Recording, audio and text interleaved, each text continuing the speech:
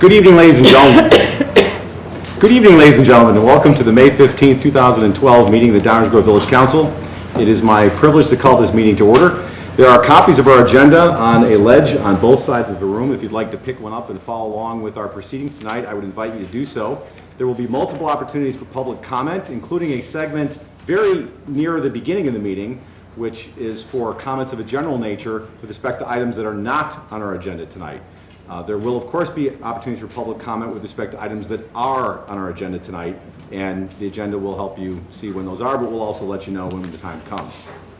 It is customary for us to begin our meetings by reciting the Pledge of Allegiance. So at this point in time, I would ask that everyone please rise and join us in reciting the pledge. I pledge allegiance to the flag of the United States of America and to the republic for which it stands, one nation, under God, indivisible, with liberty and justice for all. Terrific. Thank you very much. And now I'd like to ask our fine village clerk to please call the roll. Commissioner Rankin? Here. Commissioner Barnett? Here. Commissioner Neustadt? Here. Commissioner Durkin?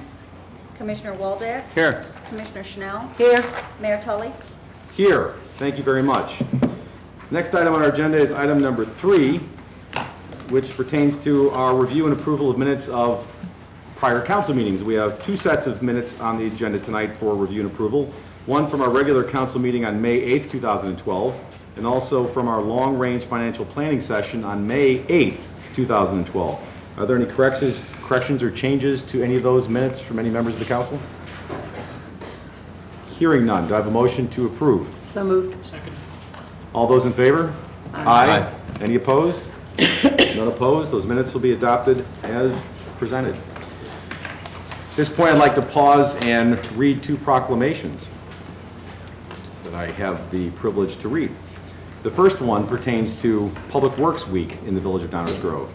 Whereas public works services provided in our community are an integral part of our citizens' everyday lives, and whereas the support of an understanding and informed citizenry is vital to the efficient operation of public works systems and programs such as water, storm sewers, streets, transportation, and public buildings. Whereas the health, safety, and comfort of this community greatly depends on these facilities and services, and whereas the efficiency of the qualified and dedicated personnel who staff the Public Works Department is materially influenced by the people's attitude and understanding of the importance of the work that they perform.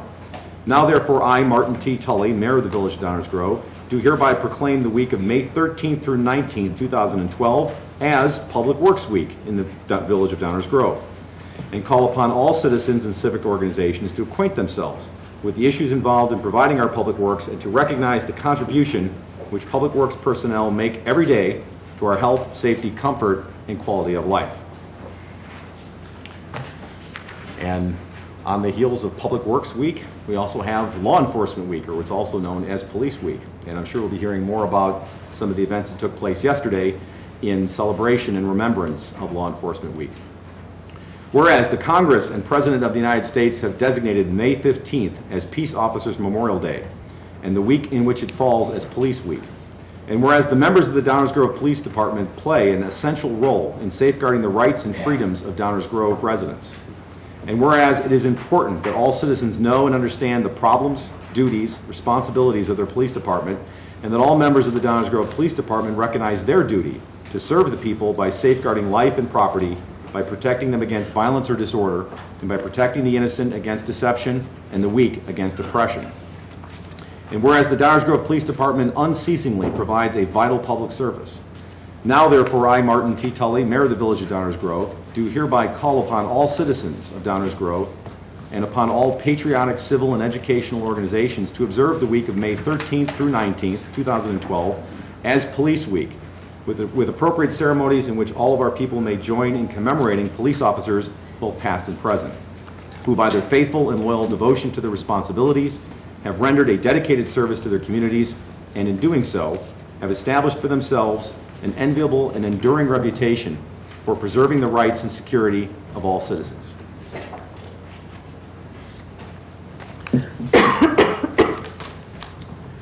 Thank you. Well, that then brings us to item 4 on our agenda, which pertains to public comment. This is the segment of the meeting where we entertain public comments on matters of a general nature, that being items that are not specifically on our agenda for discussion later tonight. I have a feeling that there's one or two items on our agenda later tonight that one or more of you may wish to comment on. Now is a segment for comments of a general nature, and I see Mr. Casa at the podium. Good evening. Good evening. Evening, Mr. Mayor and Commissioners. Michael Casa, President of the Downers Grove Economic Development Corporation, 2001 Butterfield Road, Suite 120, here in Downers Grove. As you know, I like to take these opportunities to make announcements and also to share with you any initiatives or programs of the Economic Development Corporation. Next week's an important week for our organization. It is the week that commercial developers and retailers gather all in one place in the largest commercial development convention in the world. It's the International Council of Shopping Center Show, which will take place in Las Vegas. Somewhere upwards of 40 to 50,000 of the nation's leading developers, brokers, and corporate real estate managers representing restaurants and retailers will be gathering along with economic developers and municipal officials. This will be, I think, my 14th year attending the show, and I'll be meeting with, I have a full schedule of meetings with companies or developers or brokers that have expressed interest in Downers Grove, or I'll be expressing interest in them to have them come to Downers Grove. And the main goal is to generate enough interest so that they will follow it up with a meeting and come for a visit to see our community. So I will let you know how the trip goes. In addition to schedule of meetings with these companies, I'll be working 2 shifts in the Choose DuPage booth with another 8 or 9 DuPage municipalities that will also be taking shifts in the booth as well. Thank you very much, and I'll be happy to answer any questions you may have. Well, thank you, Mr. Casa, for sharing that. We appreciate Thank you you. going to the convention and the trade show and representing Downers Grove. Although you can't hide your secret, we all know that you're really going to avoid the NATO summit. Good timing, but thank you for going, and good luck. My pleasure. Bring Thank back some good news. Thank you. Thank you. Other questions or comments from the audience on matters of a general nature with respect to items not appearing on tonight's agenda? Any questions or comments of a general nature? Please, sir, come down to the podium. Sorry about that. That's okay. Please come down to the podium. The custom is to give us your name and address, and we would welcome hearing from you. I'm C. Vijay Koon. I'm located at 6230 Belmont Road, Downers Grove. My comment is for just the announcement that that gentleman just made. I think Downers Grove is kind of pretty congested right now, the way it is. And I'm not sure if it is a good idea to go look for somewhere else. A lot of people to invite here to build up already congested areas here. That is one of the concerns we have to begin with. So you can go all the places, invite everybody you want, but there is a problem with the people in Downers Grove, as you can hear later on when we talk about some of the plans we have for Downers Grove. So I'm not sure it is a good idea to go and invite outside people to destroy our neighborhoods, build the place, things we don't need in excessive amounts. We are nicely built city right now as it is, and everybody knows it is already congested in many areas in Downers Grove.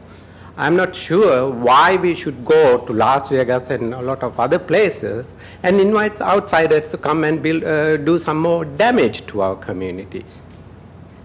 I'm not sure people understand what is going on at all. I think they are out of touch with the Downers Grove people. The people here have real concern about that things. We shouldn't applaud for that kind of plans that he trying to bring up to Downers Grove. It's really concern for people. I don't understand really why we should do that kind of things when we look at the Downers Grove right now. What we can do is just keep our businesses we have. We need the business. We like the restaurants and pharmacies and everything we have here. And it is up to the limit now if you look at the Downers Grove. And I'm not sure this is a good plan. Thank you. Well, thank you, sir. And I do think you were conflating two different topics, though. One that's on the agenda for later tonight, and what Mr. Casa was referring to was the village's firm embracement of economic development, because economic development and our economic status in this county and in this state is not stagnant. If we don't keep rowing the boat forward, we start to float backwards and crash into the rocks. And the very good reason why we should always be working very affirmatively to continue to keep our economic base as vital as possible is because all those businesses that we like here in Downers Grove, every other town around us would love to steal them away. And if we don't continue to fight every day to maintain what we have at a minimum, we're going to lose it. We have to be proactive. We have to keep our tax base healthy and vital. Otherwise, the only other choice is the tax rate, which I could probably take a poll right now in this room and everyone would say that they'd like to keep the tax rate as low as possible. Economic development is a cornerstone of our long-term strategic plan. By no means is it the only element that is important in the community. Don't get me wrong on that at all. But it is something that if you don't work at very hard, you lose ground very quickly because, let's face it, we have a lot of competition. There are a lot of other towns that would love to steal all the businesses and restaurants and stores that we like and take them into their communities. And if we blink, they will. So that's why it's important. But I know you have a specific issue later on tonight that obviously folks have very strong opinions about, and that's part of the reason why we're going to be talking about it tonight, because this is a workshop. So we're going to be talking about everyone's views. But thank you for coming here and thank you for sharing your comments. Any other questions or comments of a general nature? All right, very good. Then we move to item 5 on our agenda, which is the segment for public hearings. And we do have a public hearing tonight. This is our second public hearing with respect to electrical aggregation, which I hope that everyone in this room has heard about. I guess we'll go right to it then. We'll go right to it. Allison Deitch from the manager's office is here to present updated information in our second and final public hearing regarding aggregation. Do we need to set up the framework for the public hearing first? You need to call it to order. That's what I thought. I didn't know if there was going to be an introduction or not before we call it to order. Unless there's any preliminary comments, then I'll go ahead and call it to order. All right, very good. I'd like to call this public hearing to order. This public hearing has been called by the Village Council pursuant to the Illinois Power Agency Act to consider the proposed electric aggregation plan of operation and governance for an electrical aggregation program of the Village of Downers Grove. Notice of this hearing was published in the Downers Grove Reporter, and a copy of the notice and the proof of publication have been presented and are made a part of the official record of this hearing. I would like to summarize the procedures by which we will follow for tonight's public hearing. First, I will ask the village manager or his designee to summarize the proposed electric aggregation plan of operation and governance program. Second, I will then ask if any member of the village council wishes to make a statement or ask a question. Third, there will then be an opportunity for members of the public to make statements or comments or to submit written statements or comments for the record. Fourth, I will then ask once more if any member of the village council wishes to ask a question or make a statement. Fifth, and finally, thereafter the hearing will be adjourned. At this hearing, witnesses will not be sworn, and no verbatim transcript of the statements or testimony given at the hearing will be taken. However, a recording of the procedures will be made on village-owned equipment and retained until minutes of the hearing have been prepared and approved by the village council. So with that, we'll move right to item number 2, which is the village manager presentation. Good evening, Allison. Good evening. As part of the aggregation process, we are required to hold 2 public hearings for our plan of operation and governance. Tonight, as part of the second public hearing, I'll provide a brief summary on the plan's key points and highlight our next steps. Municipal aggregation is a program that allows municipalities to arrange for lower electricity supply rates on behalf of their residents. Because electricity is a deregulated utility, ComEd customers are free to purchase the supply of their electricity from an alternative supplier. This supply component is approximately 60% of the average customer's bill. In an aggregation program, the municipality uses the economy of scale to seek an even lower price than the individual could arrange in the market. The village received authorization to implement an aggregation program through a March 20th referendum. We will seek competitive pricing for electricity supply. And while ComEd will still be responsible for distribution, Downers Grove residents and eligible small businesses will pay lower electricity bills. It's important to note that any customer that does not wish to be included in the program will will have the opportunity to opt out before the new contract goes into effect. I'll provide a brief summary of the plan of operation and governance.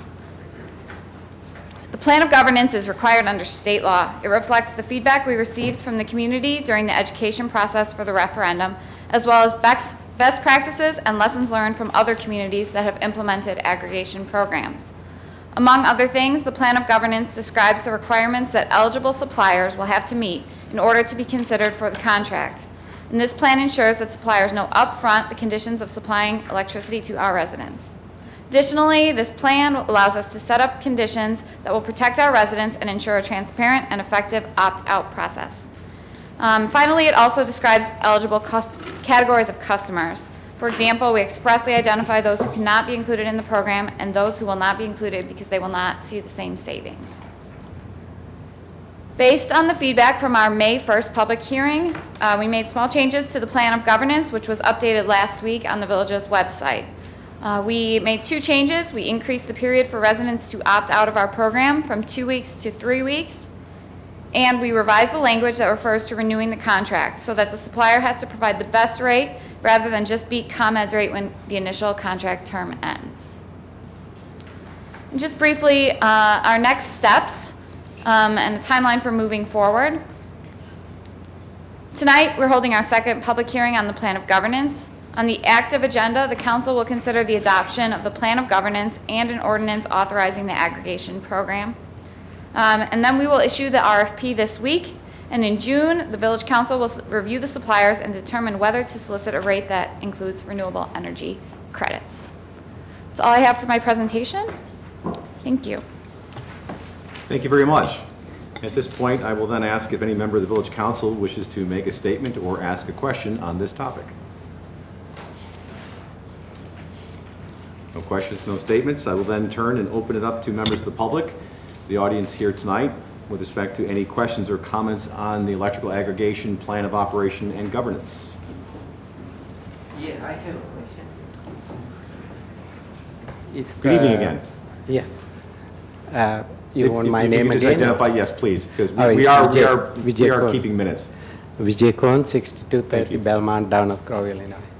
I was wondering what kind of reductions, you mentioned several reductions, rate reductions and savings for customers. You never give any numbers or anything, you just simply stated that. Is there a specific goal that you plan to reach? Actually, what we're waiting for are for responses to come back from various different sources. We're working towards what will be a number of choices in terms of what the rates will be. We could give some, Allison could give you some ideas of what expected savings might be, but ultimately we need to have some particulars before us, and then we're going to make a decision. But we're not quite there yet. Sure. I could just say that the rates would be obtained through a competitive bid process so that the lowest bidder would be the supplier. We have seen in other communities that have implemented programs like this, savings of 15 to 30% on the supply side of the rate. But ultimately, what the precise savings are and the conditions of those savings will be determined by the particular arrangement that the village ultimately enters into once we have those choices before us. We're just not there yet. So please stay tuned. I'm actually glad that there are a lot of people here in the audience to hear this, because this is an important option and opportunity which folks can choose to either participate in or not. So it's really a win-win situation. Any other questions or comments with respect to the electrical aggregation plan of operation and governance?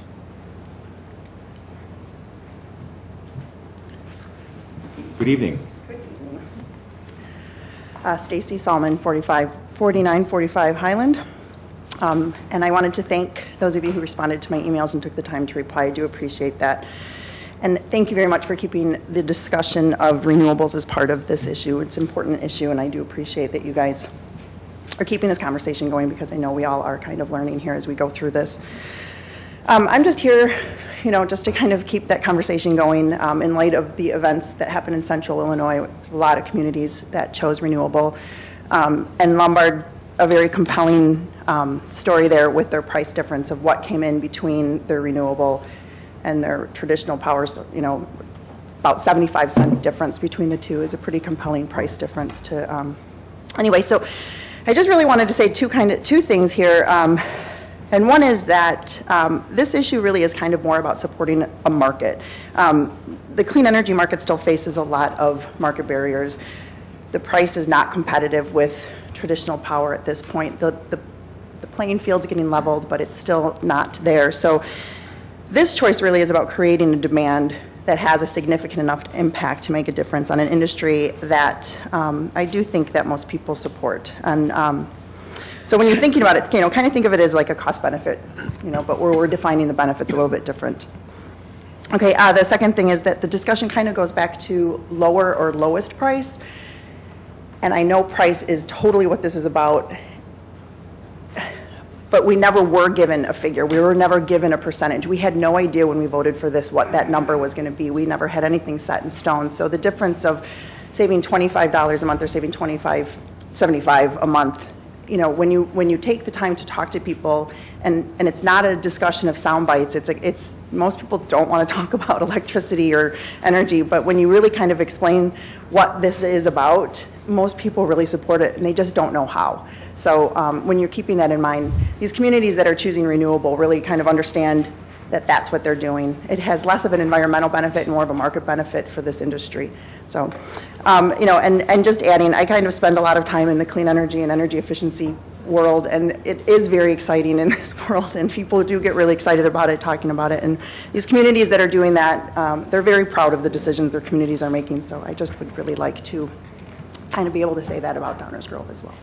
Thank you again. Thank you very much for sharing your comments and keeping that on the radar screen. Other questions or comments old habits. Other questions or comments with respect to the public hearing topic, which is electrical aggregation, plan of operation, and governance? Hearing none, I will then once again ask if any member of the Village Council wishes to make a statement or ask a question on this topic. Commissioner Neustadt. Is Westmont going to go along with our changes to their plan of governance also, or is that we have the ability to be separate in how we do We have the ability to be separate, but at this point, the Westmont plan of governance is tracking the same as the Downers Grove plan of governance. Thank you. Thank you for making those changes from our last public hearing to tonight. Appreciate that. Thank you, Commissioner. Commissioner Waldeck. Thank you, Mayor. Just two quick points. Just a reminder that whether, when the village decides on what rates they're going to go with and how they're going to go about it, you still have the opportunity. So if we do 100% renewable and you decide that you would rather go a different way, you still have that option when you opt out. So that's one point. And another very simple question came up over the weekend. This does apply only to village residents, not unincorporated areas. That is correct. Only village residents are eligible to participate in the aggregation program. Sometimes we know these things, but not everybody understands. So just to clear that up. Thank you, Mayor. Thank you, Commissioner. Commissioner Schnell. Just clarification. When we go out for bids, we are going to ask for, not with the 6% that's mandated of renewable energy that's mandated by the state, and then we're going to do increments within a tube. So was it 25 or 25, 50, 75, and 100? So that when we get the information back on the 5th, we'll have all those figures available to us. Yes, we will have preliminary pricing for each of those options. Okay, thanks. Commissioner Neustadt. Just to make a point about Commissioner Waldeck, individuals can opt out on their own. The aggregation that we're speaking of tonight is the municipal aggregation with other partners, in this case, the Village of Westmont. Anyone can opt out of their current ComEd setup. You've probably gotten phone calls at home about aggregate or about opting out of your current setup with other suppliers. So it is a possibility for unincorporated residents to do a change with their electrical suppliers. Well said, because this is an option that exists currently for individuals, but you don't get the purchasing power that you do if you go with the municipal option. But the great thing about it is you have a choice. You can do it if you want. If you don't have to. Lots of choices. Commissioner Rankin. And also to clarify, when we say we're going out to bid and we're going to have 25%, 50%, 75%, 100% renewable, that means that we are going to buy renewable energy credits for 25% of our power source. And then it doesn't necessarily mean that we're going to get wind energy here. It just means we're buying those credits on behalf of our residents. Is that right? Yes, to offset 25% of our load, for example, if we were to choose that. Yes. Thank you. And then we're going to have a very strict audit process, that then we can track that electricity right from that wind farm in San Mateo, California, all the way here. Any other questions or comments from the council? Hearing none, I will then declare this public hearing adjourned. Thank you very much. And stay tuned, there'll be more on electrical aggregation as we move forward through this process. Okay, there are no further public hearings tonight. That brings us to item 6 on our agenda, which is our consent agenda. We have a motion to approve the consent agenda as presented. So moved. Second. Any questions or comments from any members of the audience with respect to any of the items on the consent agenda?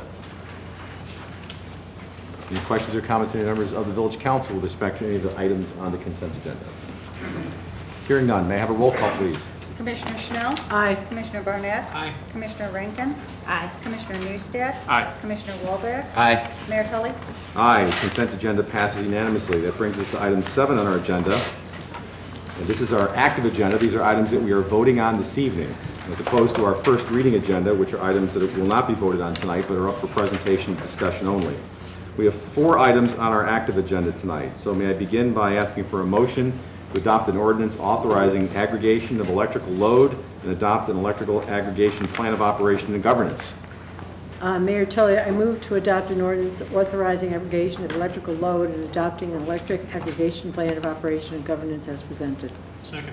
Any questions or comments from any members of the audience with respect to this topic, which is hauntingly similar to the one that you just heard in the public hearing? Hearing none, any further questions or comments from any members of the village council? Roll call, please. Commissioner Schnell? Aye. Commissioner Barnett? Aye. Commissioner Rankin? Aye. Commissioner Newstead? Aye. Commissioner Waldeck? Aye. Mayor Tully? Aye, the matter passes unanimously. Next, 7B. Do I have a motion to approve an ordinance authorizing the sale of surplus real estate located at 5237 Benton Avenue in the village of Downers Grove? Mayor Tully, I move to adopt an ordinance authorizing the sale of surplus real estate pursuant to section 2.36 of the Downers Grove Municipal Code, 5237 Benton Avenue, as presented this evening. Second. Any questions or comments from any members of the audience with respect to this item? Any questions or comments from any members of the village council with respect to this item? Commissioner Barnett? Thank you, Mayor. If you'll indulge me for a minute, we have spent a lot of time up here, and frankly, not us, but our staff has spent a lot of time over the last 3 or 4 years working really hard at looking for lean opportunities, opportunities for savings, opportunities to adjust on the fly, and the effect on residents has been in the millions of dollars saved. Those have been opportunities to adapt new technology. They've been changes in planning and process. They've been putting brakes on things that weren't working, accelerating those that were. And so there's, if you'll bear with me, there was a news article that was headlined, "Village expects to lose $260,000 on property" on this subject. And there was some confusion about this when we first started talking about selling this last fall. And so if you'll let me, I want to tell you how I see this thing. I've got a little written statement here. I think I might have written this article a little differently. Might have said, "Village saves $205,000 on property." Piece of property purchased for a stormwater project and originally planned for demolition could be sold for over $200,000, ultimately decreasing the cost of the much-needed project significantly.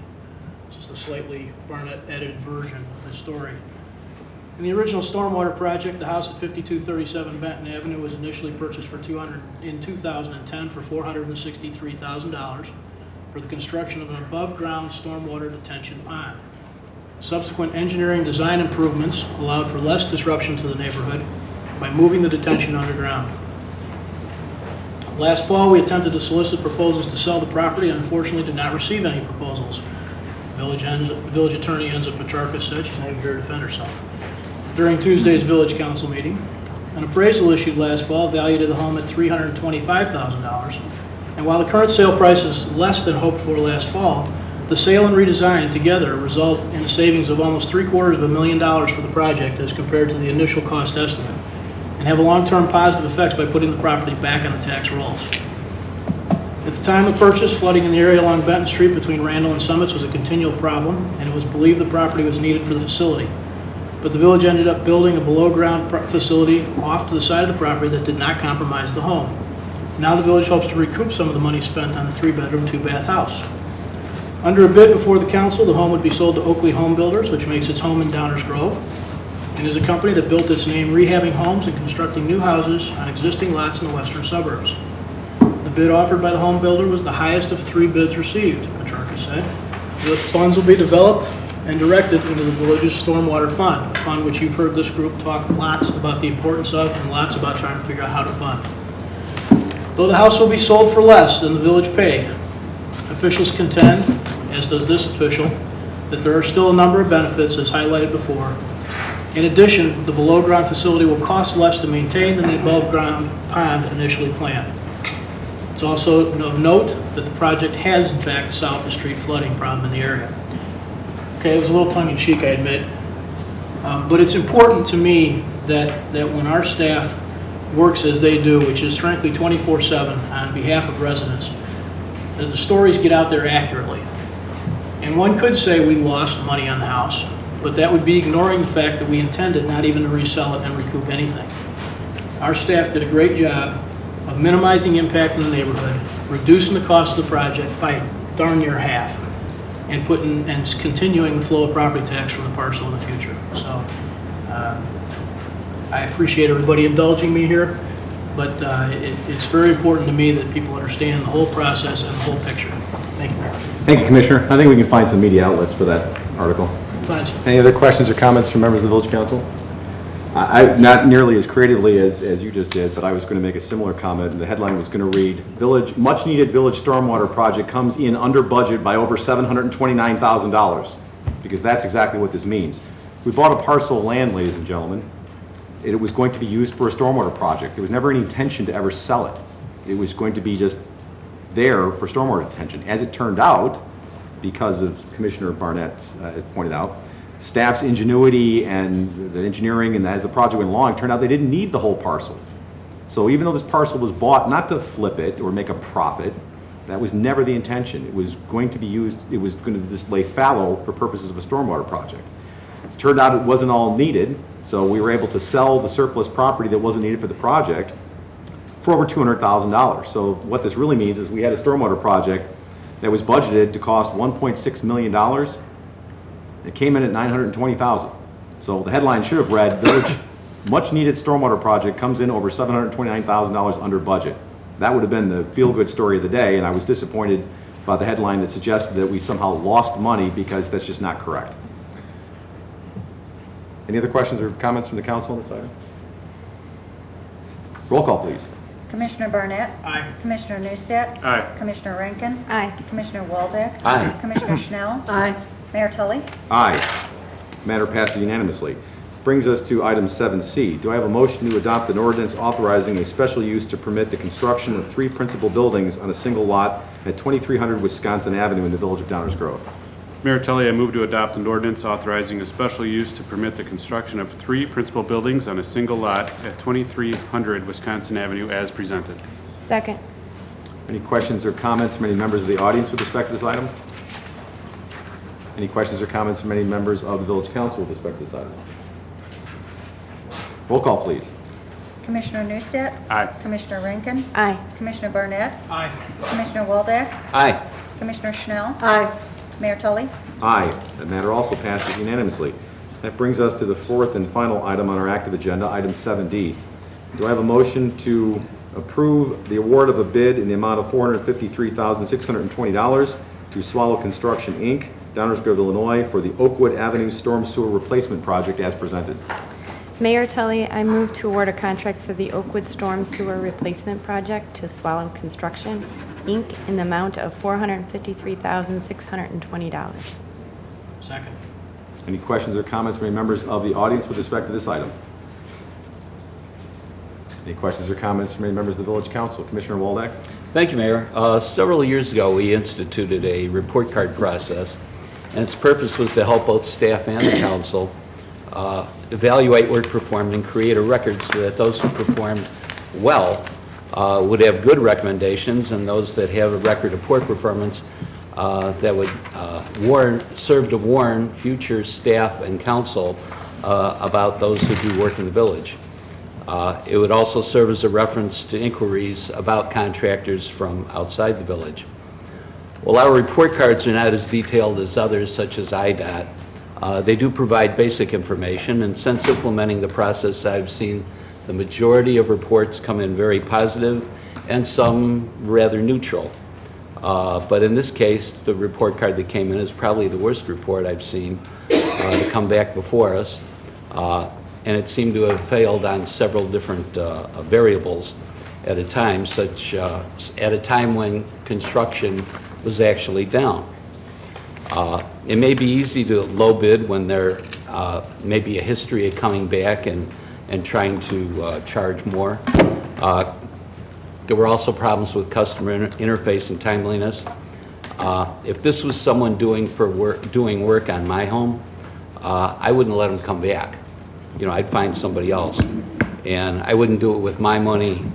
And I don't feel comfortable offering the same procedure to another, you know, on behalf of the village.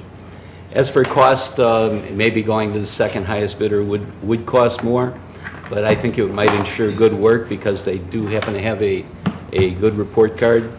And it would also be able to avoid possible dreaded change orders that we've often heard residents complain about.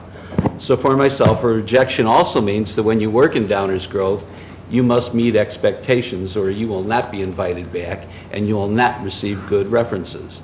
That should be an incentive to do the job right, the first time, or you may not be invited back. On the other hand, if you do the job well, you will get a good reference, you will be invited back. So I just happen to put preference or priority on the report that came back, and I will not be supporting this particular contract. Thanks, Mayor. Thank you, Commissioner. Other questions or comments? Commissioner Schnell? First of all, I want to apologize to Commissioner Waldeck. I was trying to find the plug because my computer was dying. So I did listen, I just had to find the plug. I have many of the same concerns that Commissioner Waldeck has. I want to thank staff for getting the information on the second bidder whose reference actually was superb. There is, as Commissioner Rankin pointed out last week, an 80,000 difference between the two. And I still have serious concerns about Swallow. But I am hopeful, and I guess I have faith in our staff that they will be able to keep an eye on Swallow and make sure that the project goes smoothly. I think we owe it to our residents to make sure that it does go smoothly. And since Swallow is a local company, I'm sure they've listened to this, the concerns voiced by the council. I will be voting for this with some reservations because I still have some concerns and I'm not real happy about the report card. But supposedly, at least from what we've been told, they have a different attitude, a different set of construction crews, which will turn around the report card for this year.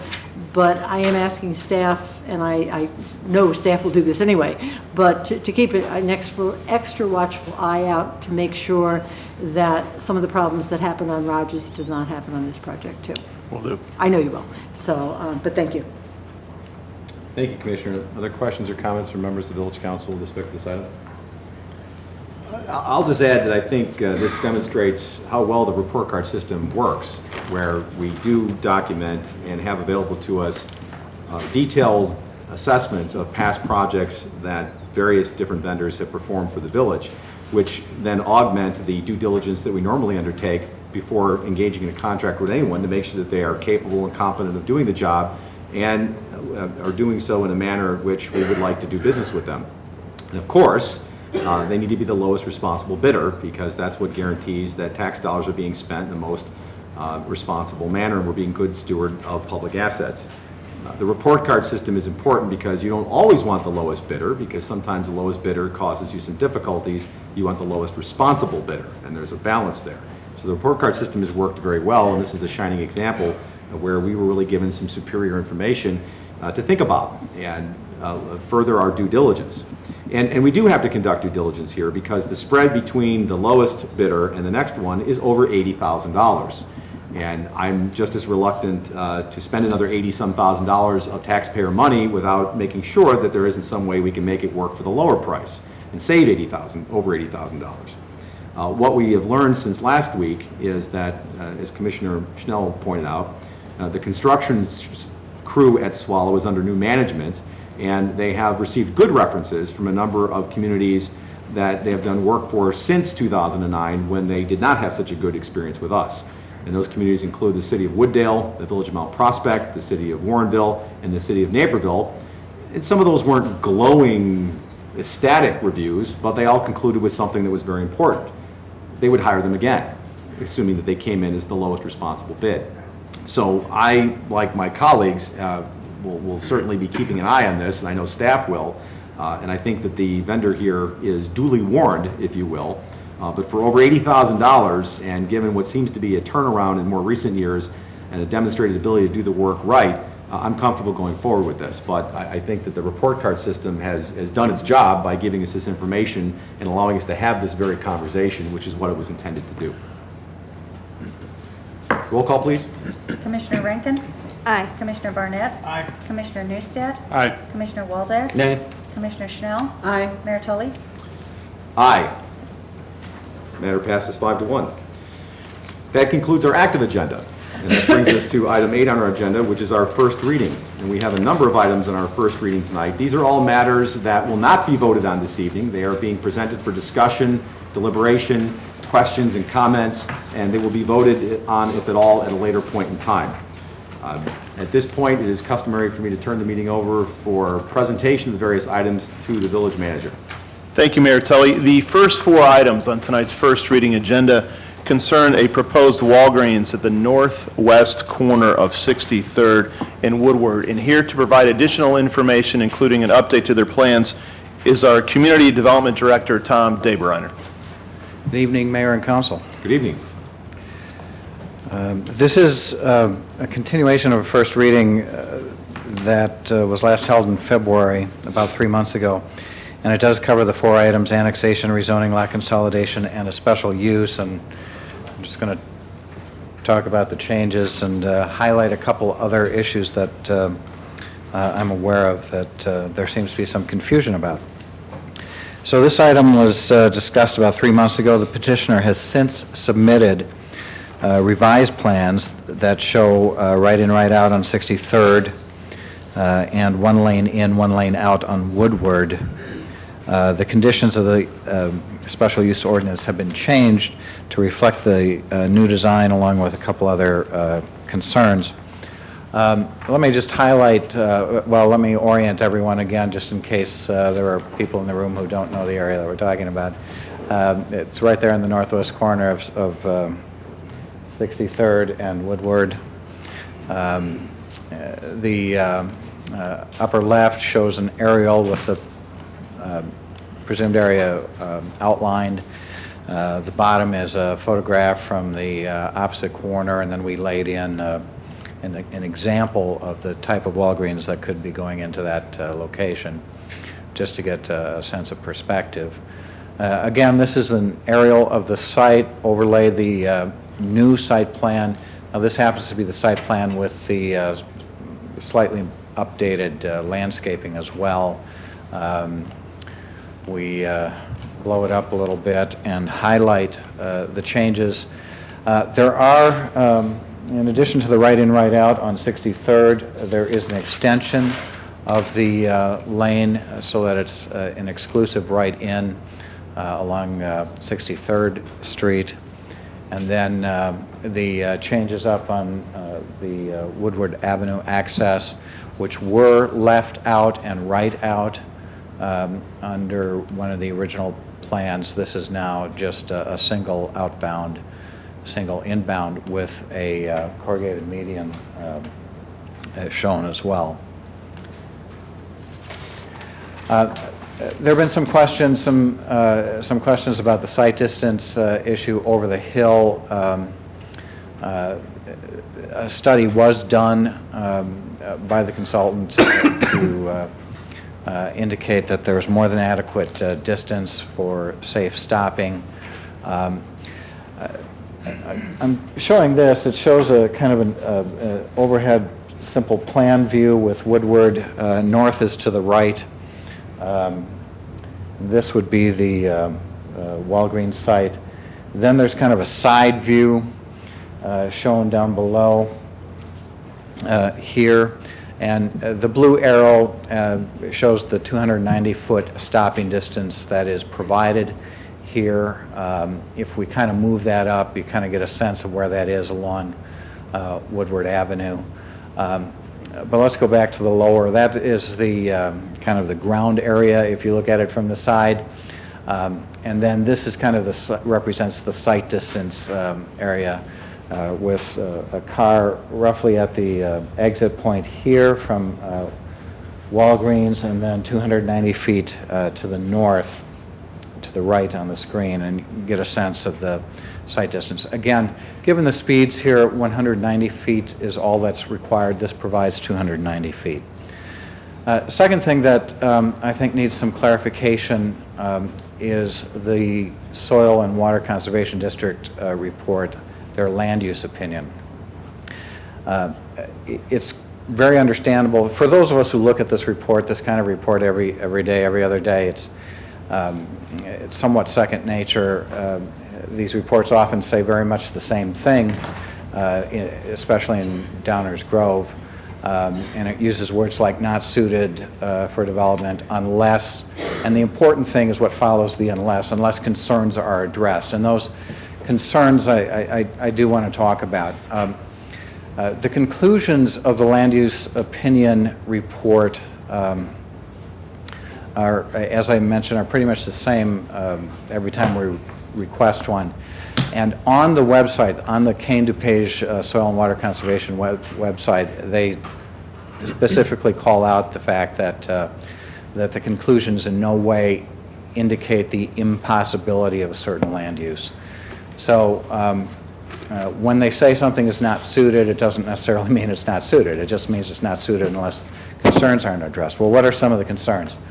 Stormwater management was brought up. Surprise, makes up a bulk of our discussion every time we bring a development project before you. Sediment and erosion control, again, that's something that the village has addressed and continues to address. Any required NPDES permits, these are environmental permits, and certain specific building characteristics are also mentioned. So really what makes sense here given this according to the report? The report calls out residential and small commercial, commercial that's under 3 stories in height, presuming that there are adequate foundations. And the adequate foundation question, the spread foundation question, is something that we pick up during the building permit process very consistently. Obviously, again, these are comments that we see all the time, so these are how we address these issues. All of these requirements, stormwater, sediment and erosion control, permitting, specific building characteristics, all of these requirements are already covered by existing, long-standing Village of Downers Grove development regulations and building codes. So really there is rarely anything that comes up in these reports that require additional attention that our existing development codes don't already address. And the developer is very aware of our existing development regulations and building codes. So I hope that answers some of the questions about that item as well. So what ultimately is staff recommending? Well, we'd like to restrict the commercial uses to retail pharmacy with the drive-through. These are all contained in the documentation that you have, in the motions that you have, the ordinances, resolutions. The site plan should be restricted to the plan that's approved by the Village Council. If it's approved, we would look to restrict left turns from the site for northbound on Woodward, still through signage. We'd like cross-access with any non-residential development that may occur to the west. That tends to help with both on-site and off-site traffic management. And we wanted to limit the hours of operation, the drive-through window, and deliveries from 8 a.m. to 10 p.m. That's consistent with the CVS. A question came about the CVS to the east. And of course, the screened rooftop mechanical is something that we made sure we included here.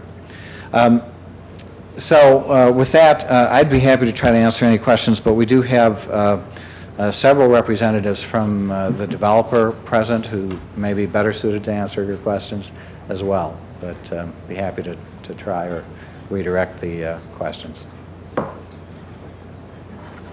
Thank you, Tom. Well, the custom is to, at this point, open it up for questions and comments from members of the public, and then that way the council has the opportunity to hear what everyone's views are, either from the petitioner or from others, and then we'll add our own voices to the mix. And this is a workshop, so it's more informal.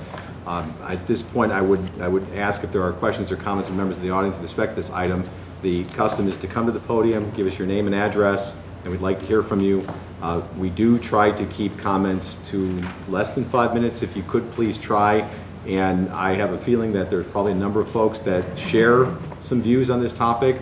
So if you could, only because we'd like to give everybody an opportunity to speak, do your best to try not to repeat what someone else has already said. We understand that we're not taking numbers here, and how many people say it somehow gives it more weight than not, and likewise, just because one person says it and 100 say something else, everyone gets equal weight. It's just, I know there may be a lot of people who want to speak, so to the extent that we can try to stay under 5 minutes or less would be great, and try not to repeat things that have already been said by your neighbors. That would be greatly appreciated. So with that, questions or comments on this item from members of the public?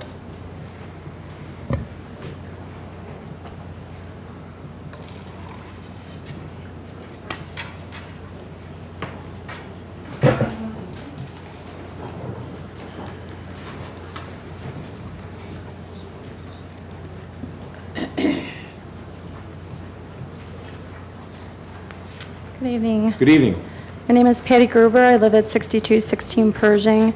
Tonight I'd like to present to council for your review and record the latest signatures from our written petition against Walgreens' proposal to build at 63rd Street in Woodward. As of this afternoon, we had 1,030 signatures, and I also would like to present to council the latest names and comments from our online petition. As of this afternoon, we had 245 names and 47 comments.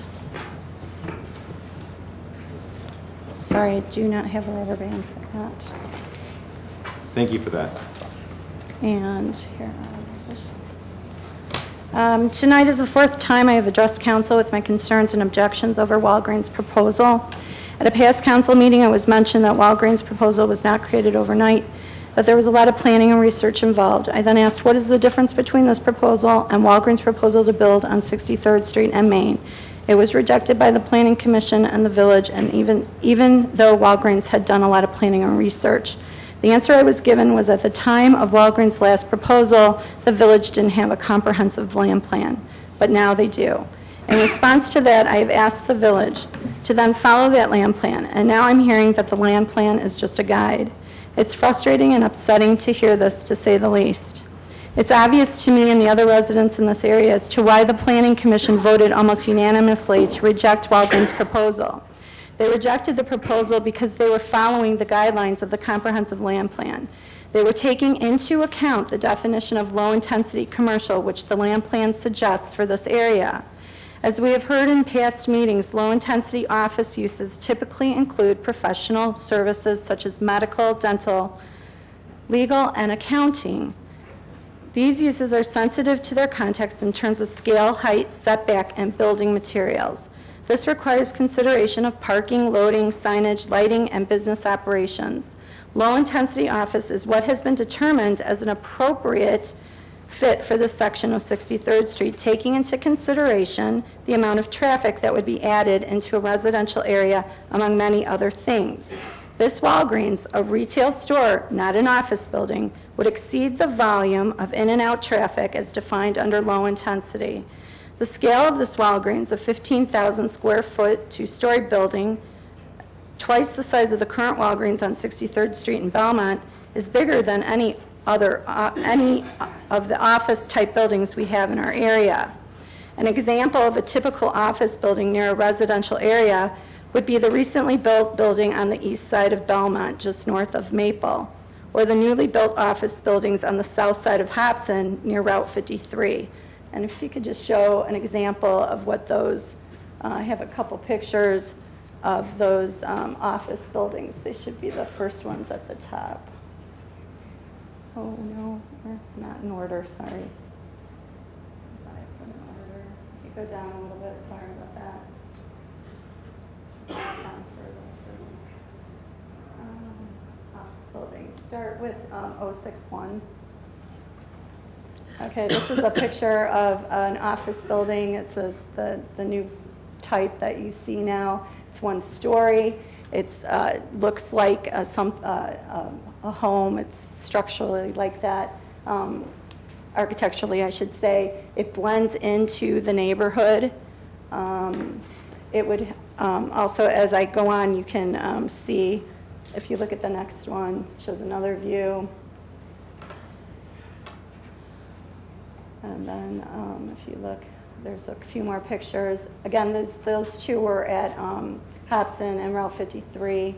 And then I have the one from Belmont, and this one is on Belmont and Maple.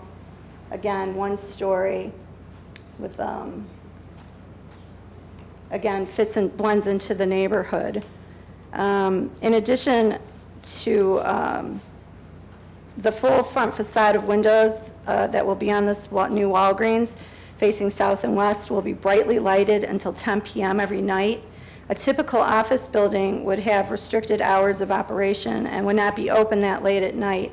The parking lot and Walgreens sign will also shine brightly 24/7. A typical office building would not have a lighted sign or parking lot and would not be open 7 days a week. These retail-type characteristics which Walgreens exhibits simply do not exist with low-intensity office building. I also feel this new Walgreens is much more invasive because it encroaches further into the neighborhood to the west and to the north than the current Walgreens or even the AutoZone located on Belmont and 63rd Street. The entrance and exit off of Woodward will be at the top of the hill and directly across from a resident's driveway a mere 18 feet away.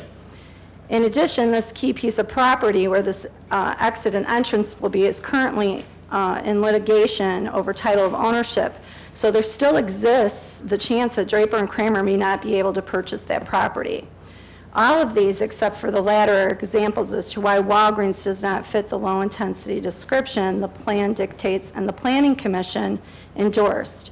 And no amount of special use conditions is going to make this retail store into a low-intensity office building.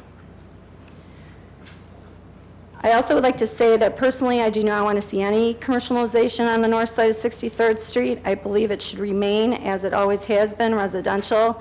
This area, also known as Downers Grove Gardens, was a residential area long before there was any type of commercialization on 63rd Street. The majority of the homes were built in 1962. 63rd Street was a two-lane road surrounded by farmland. Woodward, Pershing, Belmont were gravel roads. Most of those residents that live in this area have lived here 25, 30, 40 plus years. I feel this is unfair, to say the least, to these longtime residents, as well as those who have recently moved into this area without any idea that one day their neighborhood could be rezoned commercial. If Walgreens is allowed to be built, to me, I feel the comprehensive plan is really not doing what it's supposed to be doing. And I believe it will open the door for further commercialization of this type of retail business for the entire north side of 63rd Street. Commercialization, which involves the building of this Walgreens, will have a direct and negative impact on the demand of our homes and therefore the value of our homes. In fact, a neighbor recently contacted a realtor who said the minute they break ground to build this Walgreens, the homes around it will lose 25% of their value, and the rest of the neighborhood will lose 15% of their value. Who is going to compensate us for our losses? Our home and property are the biggest investment we will ever make in our lifetime. This risk and loss are simply not acceptable. I also find it disconcerting that someone outside of our neighborhood can decide what happens to our life as we know it. That this outside entity can decide when we look outside our window if we see land and trees or if we see the back of a brick commercial building, store roof, parking lot, and neon sign. That they can decide if we go outside whether we hear nature or if we hear slamming doors, idling cars, truck traffic, and drive-through voice boxes. That they can decide to allow additional cut-through traffic onto our residential streets and decide if our children are going to be safe while playing outside or walking, biking, and crossing the street due to this extra traffic. That they can decide if the demand for our homes and therefore the value of our home, again, our biggest investment, will ever be able to reach its full potential. I have been to past council meetings. I have heard the state of the village. Downers Grove is sound, with an adjusted balance over $17 million. The village would continue to receive tax revenue from the current Walgreens on Belmont and 63rd Street for the next 2 years. If Walgreens' proposal is denied, the village will still prosper. But if Walgreens' proposal is approved, our neighborhood as we know it will be negatively changed forever. If commercial is inevitable on the north side of 63rd Street, which we've all talked to the commissioners, we know that you do want commercialization on the north side, then I would rather it be something that is going to fit into the neighborhood and not cause as many negative risks as this Walgreens will. I would rather that it be, as the comprehensive land plan suggests, low-intensity commercial. Bottom line is, our fate rests in your hands. I ask that when this proposal is up for a vote, that council will take into account the numerous articles and editorials that have been written against this proposal, that you will follow the village's comprehensive land plan, and that you will follow the advisement of your planning commission and honor the requests of 1,000+ concerned residents who have voiced their objections through our online and written petitions. I ask that you reject Walgreens' proposal. Together, let's find a better solution for this area, one that will benefit the village and the neighborhood and the residents that live there. As the first paragraph at the top of page 35 of the comprehensive plan states, residential character, specifically single-family detached residential neighborhoods, are one of the village's most cherished attributes and one of its most defining characteristics. Let that be your guide as you decide on this matter. Thank you.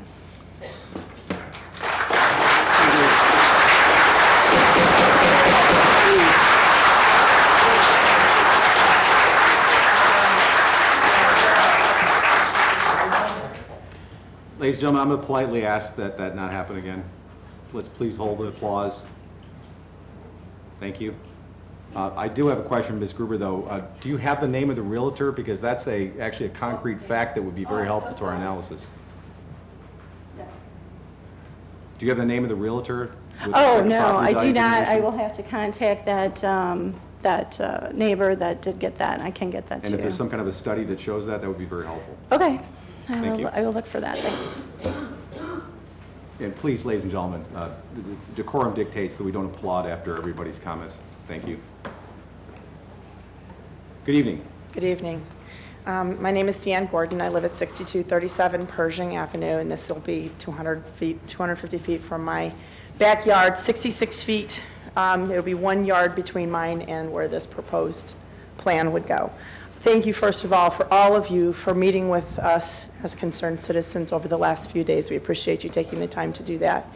I think the main thing that we see in going forward with this is a couple things that have not, which we have addressed with you separately, but have not changed. So for the record, we don't see that the fact that the double turn onto 63rd has been sufficiently addressed. It is a dangerous intersection. This is an accident that you already, some of you have copies of this. This happened just last Thursday with an injury. It's an already dangerous intersection, and we're adding proposed 650, 1,300 in and outs to this intersection. We don't feel that in going forward, if you pass this, that this has been sufficiently addressed. The Blind Hill, the being able to go northbound on Woodward, if the only deterrent is a low median and a sign that says you can't turn left, is not, again, we don't feel is sufficient to turn. People ignore signs, they don't even follow the speed limit, and that would be also this site thing on the Blind Hill, they're saying if people are going 25 miles an hour and they're there, they do not go 25 miles an hour. They know that that light is a 30-second light. It's changing, and they're going through it at a significantly higher rate of speed. I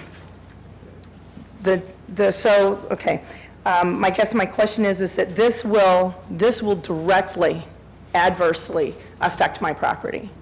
Instead of looking out, like I've said to you all, my back kitchen window, my bedroom window, where I see the sun come up every morning through trees, I will be looking at the back of a Walgreens building. I feel, as Ms. Gruber had just previously said, that I understand commercial development. I understand the need to grow Downers Grove. I do believe that a different type of business would be a more appropriate fit. This is not a low intensity or whatever. It's not conducive to a neighborhood. That's it. Thank you. Thank you very much.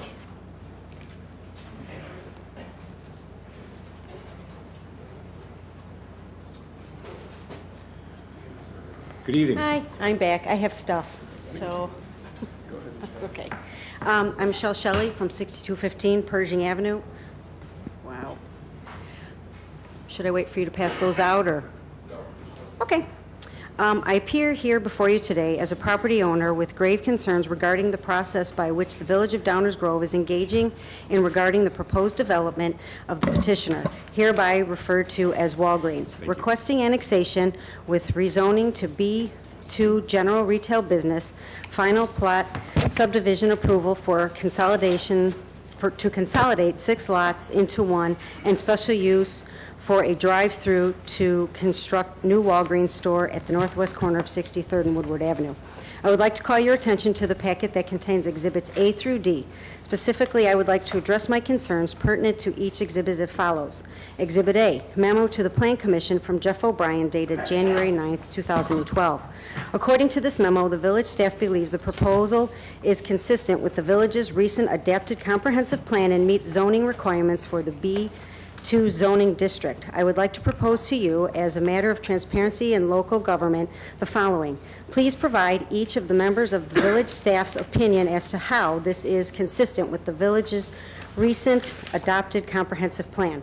Please provide local rules of government, opinion, and studies that you are basing your opinion on, or whether or not you are basing your authority on other precedents such as state or even federal rules of government.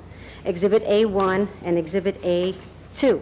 Email communication dated 12/16/2011 from Vince Rogers, Regional Manager of Fleet Operations of Walgreens, to Gene Guido, include specs attachment, stating that if the store was built to handle a 48-foot-long, 13-foot, 6-inch high trailer, then all vendors should be fine with delivery. I would like to call your attention to Mr. Guido's response. Walgreens only uses day cabs for local delivery out of their distribution centers, direct shipments from contracted vendor, direct purchase. In either case, their expectation for their site rules is to accommodate a trailer size of 48 feet with a minimum turning radius of 39 feet 1 inch. I propose to you, have you considered the possibility of whether or not a delivery truck will exceed these specifications in certain circumstances and the implications it will have on traffic flow and accidents? Has any due diligence been exercised in comparative studies of similar locations and or the traffic control patterns that delivery truck within specifications or even over specifications would pose? Exhibit A3. While Mr. Guido, on behalf of the petitioner, sent a FOIA on December 20th, 2011, requesting a list of accidents and motor vehicle violations that have occurred over the last year on Woodward Avenue between 61st Street and 63rd Streets. Has there been a follow-up of the Village Grove Police Department? Has the DuPage County Sheriff's Office respond? As the DuPage County Sheriff's Office response indicates, it does not retain jurisdiction over this said area. If so, what is the response from the village? If not, why hasn't a follow-up been made? What is the purpose of requesting only 1 year's worth of accidents? Why not take a random sampling over a 5-year period? I further submit to you your consideration one level further. How many citations were issued for delivery trucks over size and weight limit over the 5 past years for said subject area? George Ryan, anyone?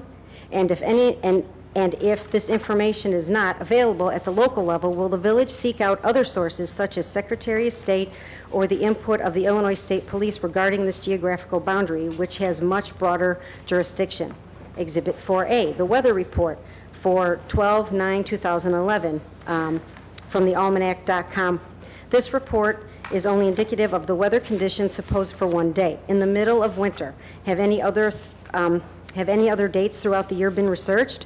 While Chicago winters tend to be rather difficult, so do spring and rainfall.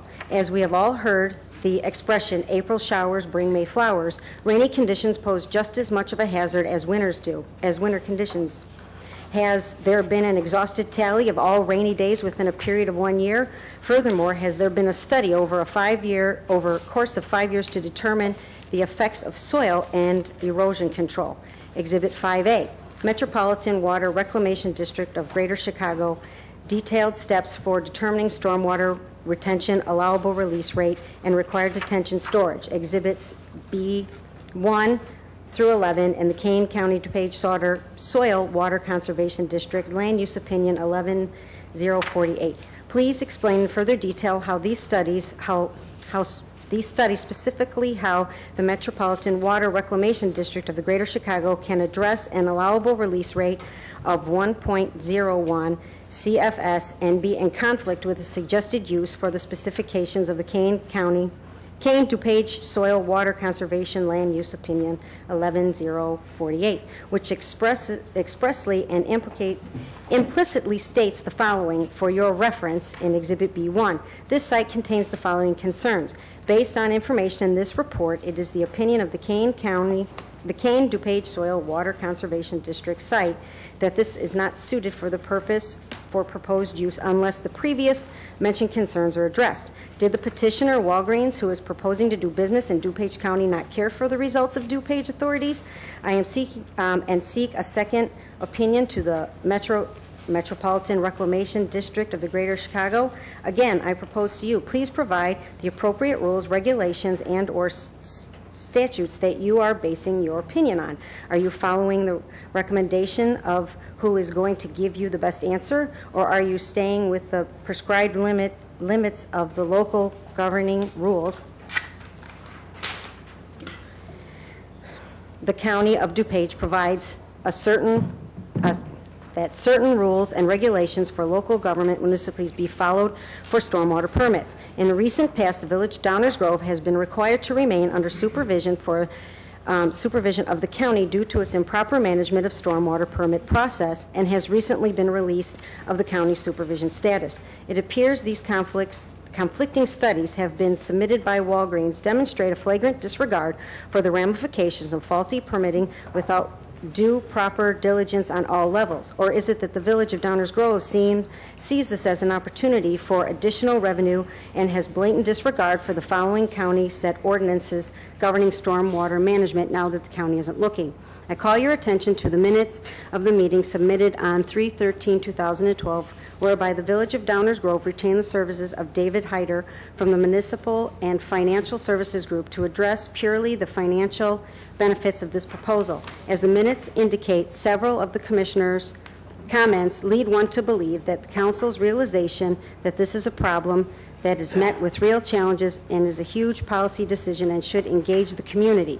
This decision should not be solely based on the members of the council, but should be taken into consideration members of the community whose homes and safety could be affected by this proposal should Walgreens be allowed the opportunity. I propose to you, the Village of Downers Grove, to retain the proper services to determine whether or not the proposed subject area is considered to be within the jurisdictional wetlands of the surrounding subjects, properties, and or whether or not off-site wetlands north of 6215 Pershing Avenue is existent. For your reference, Exhibit D has been attached. They are not seeking the advice of professionals that exist at the county level because they would not encourage the site to be developed due to problems that exist. I have prepared for you a map, Exhibit E, that outlines the watershed boundaries for the proposed Walgreens site, as well as the proposed type of soil in the subject area, which is not conducive for building. Per the report, refer to Exhibit B2. Do you want me to point anything out on there, or should I just finish? Is that D2 or B2? That would be B2, but that's, what did I say? E, the map, where the watershed is and where the soil is and how close we are to Prentice Creek and the flood zone and all that for Prentice Creek. Stay here? Finish? Oh, I'm sorry. I thought when you said pointed out that you wanted to point out No. the page. I misunderstood you. Do you point want me out to on the hand it to chart. you? Do you want to get up and look at it? Do you not care? First two.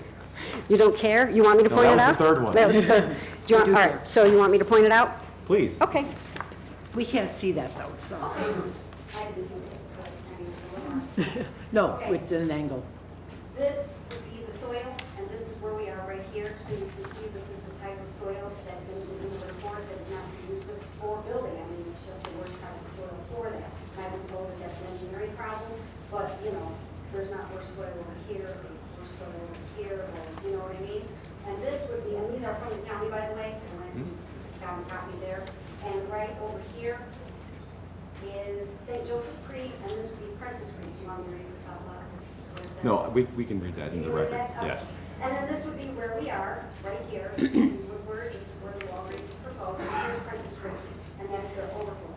So when you have this underground system and you're going to be injecting this water, what's it going to be treated with? How's it going to affect the environment? What's it going to do to the fish, the turtles, and everything else that's over there? Because this, we all know, goes into what, the history page? Is that where it goes? I think so. I think it's in there, I can't remember.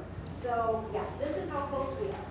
This is a great, where somebody said there's going to be a lot of runoff from this property with all the impervious surfaces, with the size of the Walgreens, with the roof. There's not even a green roof, they didn't even try to put that on. Well, in all fairness, they are providing, it's proposed to provide on-site detention for exactly that reason. Right, but it's still a lot. The ground saturated level is to capacity already. Well, but that's without the remedial measures. Right, well, and like it said, they said, you know, you got the measures and things going to go underground, and that's great, but it specifically says undisturbed soil. So to me, undisturbed soil doesn't mean you put something underneath and cover it up. Plus, when you build underneath, the farther down you dig in this particular kind of soil, the less stable your ground will be. Unless you do it right. Well, no, they said the farther you dig down, the worse it's going to get, and that came from the King County Soil Department themselves when they talked to my phone. So, that's the math. All right, thank you. Sure. I have one more. Sure. I don't know what it says because I forgot. Okay. I encourage you to, as a council, to investigate and comply with all the prescribed rules, regulations that have been set forth by the stormwater permitting and maintenance accordingly, instead of acting within an intentional disregard for the subjective and human element, destroying a man's castle by shortcuts in the process. What right does the village of Downers Grove have to flagrantly disregard these rules without exercising due diligence on all levels prescribed, government, and add a little coin to their pocket? Much research has been done in the past, but there is much more to go, considering this is a real problem and major challenge, and major challenges need to be met. Do you want me to leave it, or? If you'd like to leave it there, that's fine. Sure, no problem. We see it. Thank you. Thank you, Ms. Shelley, although I do have to say it's a little bit unfair to accuse anyone in this room of being in blatant disregard of rules and regulations when nothing's been approved yet, and the requirements that exist that you yourself pointed out, such as the DuPage County Stormwater Ordinance, do have to be complied with. So it's not really fair to accuse someone of being in violation of rules with respect to something that hasn't happened yet. Clearly, the materials with respect to this project and any other project, whether it's a shed you're building in your backyard, or it's a Walgreens, or it's a medical facility, they have to meet certain rules and requirements. No one, I have heard, suggest in this chambers, in the last 6 months, any intention not to comply with the rules. Right, well, my major point... What I hear you talking about is there are a number of challenges that must be met. Can those be met through proper engineering? Can those be met through proper design? The answer is usually they can, with the right amount of effort, ingenuity, and proper design. But I do have to say I take some umbrage from the accusation that this village, this staff, or anyone in this room is in blatant and intentional disregard and violation of rules. I mean, that's just, there's no evidence of that. Well, in all the... What you're pointing out is that there are rules that have to be followed. I agree with you, and they will be followed. Well, like I You said, basically accused us of cheating on a test that hasn't been taken yet. no, but the amendments come through, and none of this stuff was addressed, and it was addressed before. Well, it has to be addressed.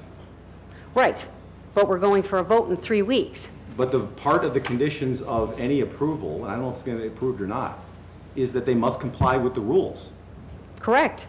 But But they our, can't do that yet because nothing has happened. So Right, but it's our- like but accusing our- someone of cheating on a test that they haven't even taken yet. but our fear is that it's going to be one fell swoop, and we're going to be standing there, and, you know, we're just learning as we go. I'm only going by the information that I have I fully received. appreciate as. So there was I no fully offense, but appreciate- it's, you know, It's just, I did. it's not personal to you. Well, it's hard not to take it that way when. Well, and then, some of the you language know, is pretty strident there. And it's hard to take when, you know, we implore you that we don't feel it's a good fit and you do. And, you know, No one's voted on this yet. and I understand that, but to us, it's a very scary thing. To us, we're trying to figure out, you know, is this going to be met? Is that going to be met? You know, we don't know. I You- understand that, I appreciate that, and candidly, that is always a concern that is expressed. Whether it's one neighbor building a garage or doing a remodel next door, we get the same questions. Is my neighbor going to meet the rules? Is my neighbor going to meet the setbacks? Where's the additional water going to go? Where's the fence going to go? We hear that all the time. And it is the job of this staff to make sure the rules are followed by those who are doing these projects. All I'm saying to you is that there is every intention that whether it's this project or some other project, that the rules will be That followed. gives us some faith. I understand your concern because everyone expresses it anytime anyone turns a shovel next door to their home. Sure. It's our home, it's our castle. Sure. We feel safe and secure there. When someone Exactly. starts digging up around Well, us, well, like we I get s- nervous. I understand that. Right. That's understood. But what I took issue with is an accusation that anyone is intentionally, deliberately in violation of rules and regulations and intends to violate them. I mean, that's just not true. Well, when the report came across the petitioner's desk, that was whatever it says, 2011, when you read the soil report and you look at what they gave you, it doesn't fit. Well, it may not, but regardless. But if they had the report, then They have to comply with the rules. Right, but what I'm s- The condition of any approval will say, thou shalt comply. Exactly. And what I'm saying is, if you read it, if I was going to build a building and that was going to be my list of things that, ooh, I need to follow that, you know, that underground thing does not follow that small building thing. It says undisturbed soil. Undisturbed soil means, like I said, doesn't mean you dig down as far as you want and put something over it. So it may not necessarily be on you. It would be on that's how it came to you. Now you have to rifle through it. And I've also been told that you don't necessarily, you know, it's not your job to rifle through it. It's their job to rifle through it. Well, we It's- rifle through it. Well, okay, but you know, then how come you didn't, you know what I mean? How come you didn't get the report? Why wasn't it given to you? Because we understand that regardless, there are rules and regulations that apply that must be met as a condition of any approval. Okay, I got that. But once again, with the undisturbed soil and the underground cystine and the bad soil, that should have been addressed. But it is And being, that- but my point is, it is being addressed. But then it should have been up here. If it, like, you know, our fear that it's not going to get addressed and that an engineer is going to say it's okay, you know, it should have been addressed. Okay, well then, here's our other option, okay? If this gigantic underground thing doesn't fit into what the soil report says, here's what we're planning on doing instead, if we get voted in, if it meets the rules, and that's not there. Do you see what I mean? I do see what it means, and I understand the concern, and everyone is concerned about making sure things are done right. We're concerned that it's done right. No one Well, wants yes, to build we- something that doesn't work, that fails. Why would you want to do that? So I get that Well, 'cause the question. builder It does goes away. sound more like challenges of engineering and design challenges, Right. not deliberate But avoidance don't they or have- don't disregard they of have- the law. don't they have- That's where I think, let's try to keep it down.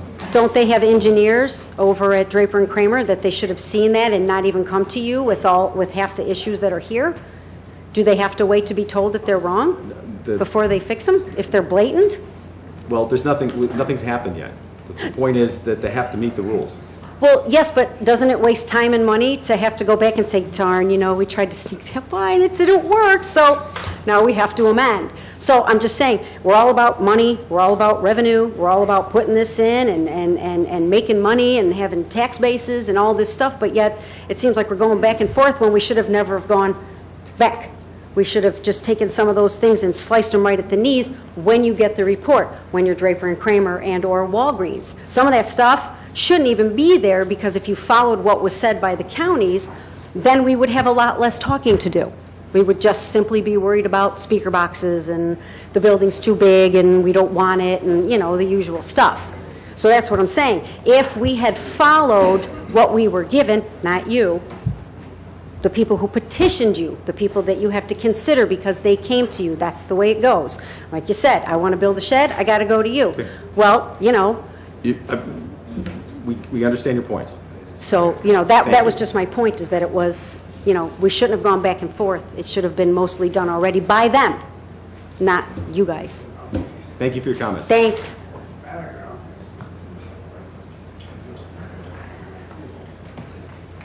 Other questions or comments?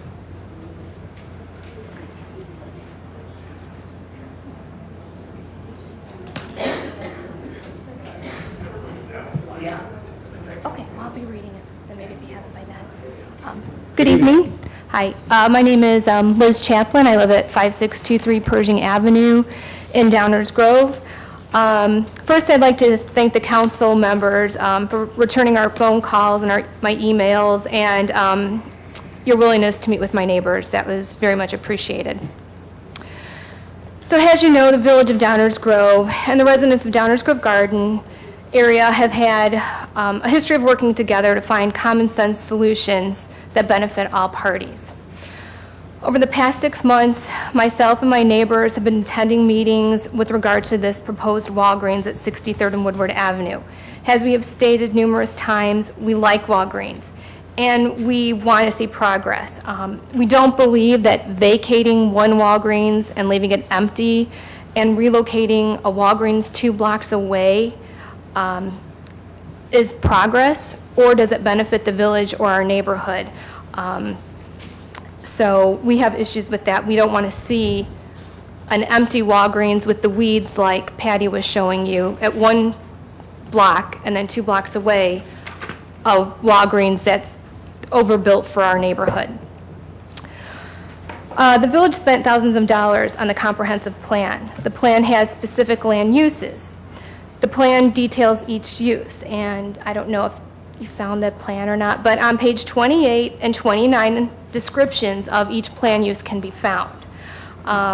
Low intensity is a designated land use for the corner of 63rd, and as Patty gave you the description of low intensity office, I'm not going to repeat it. But the plan also consists of neighborhood commercial. And neighborhood commercial areas function to provide residents with convenient day-to-day goods and services within a short walk or drive from their homes. Neighborhood commercial areas should be comprised of a mix of retail, service, and office uses that cater to local population. These areas may be anchored by a grocery store, accompanied by a variety of other smaller retailers such as gas stations, dry cleaners, convenience stores, banks, and restaurants. Providing these daily goods and services to home is an amenity to nearby residents and serves to reduce automobile trips. It is recommended that small nodes of neighborhood commercial development should exist throughout the village at intersections of primary roadways to serve nearby residents.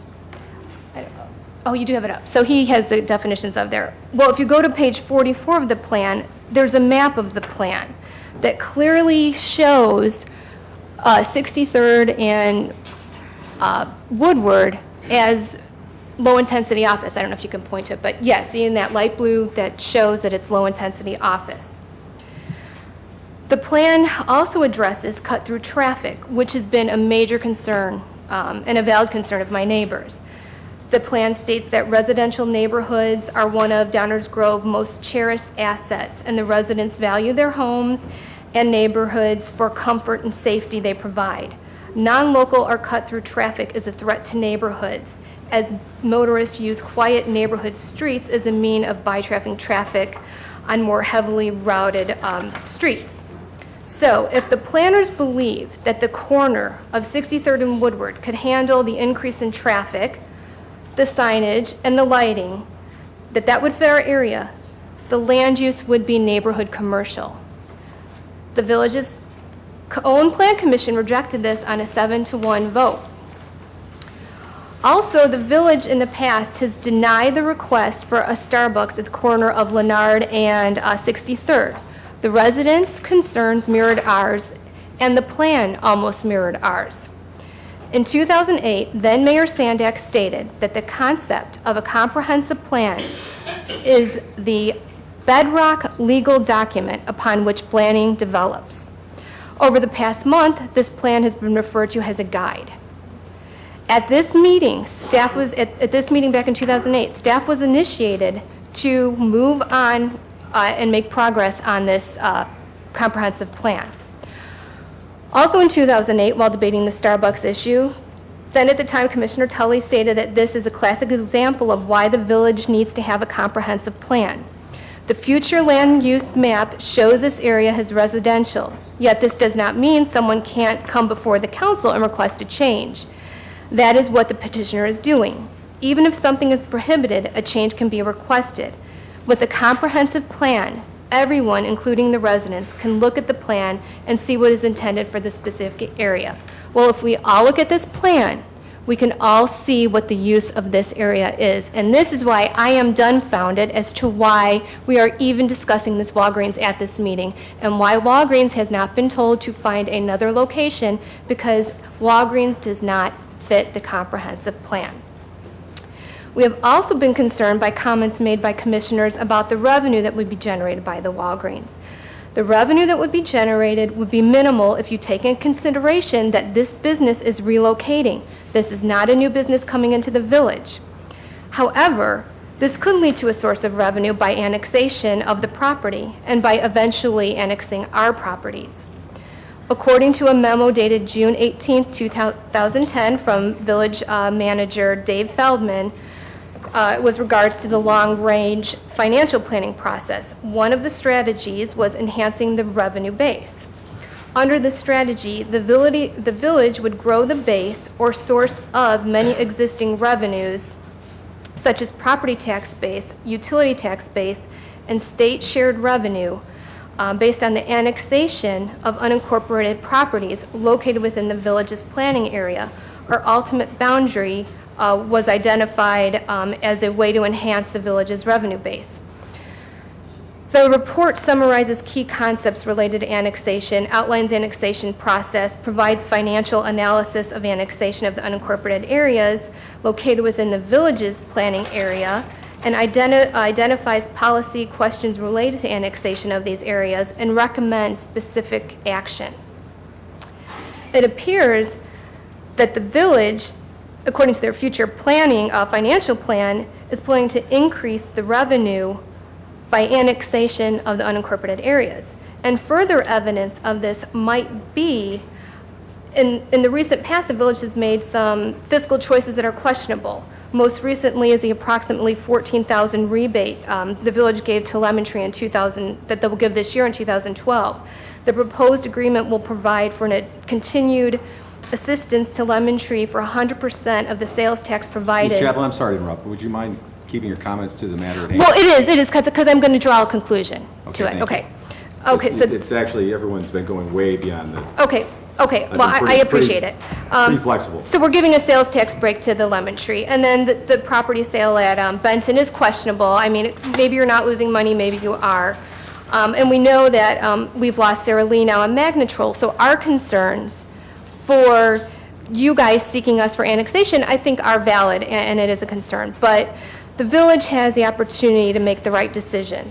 The village can choose to listen to the editorials from outside sources that have looked at the evidence and have support our cause, the 1,000+ people that have signed our petitions, those of us that are here tonight to protest this proposal, and your own planning and zoning board's recommendation for denial of the village, for denial of this recommendation of denial for this plan.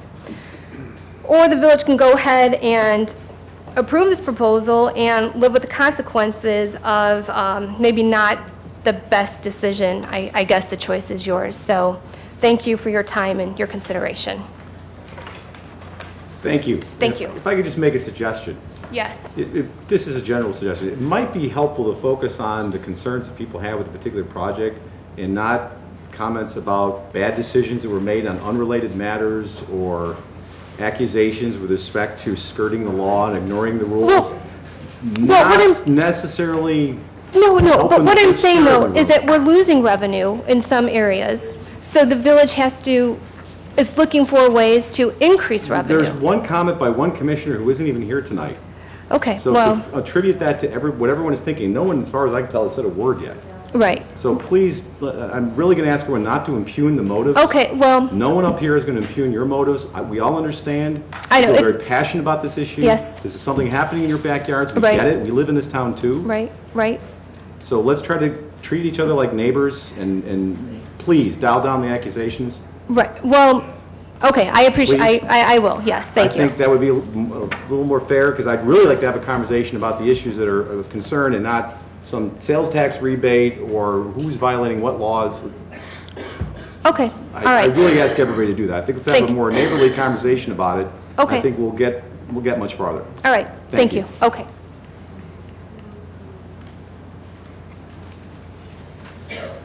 And more people will get to speak, too.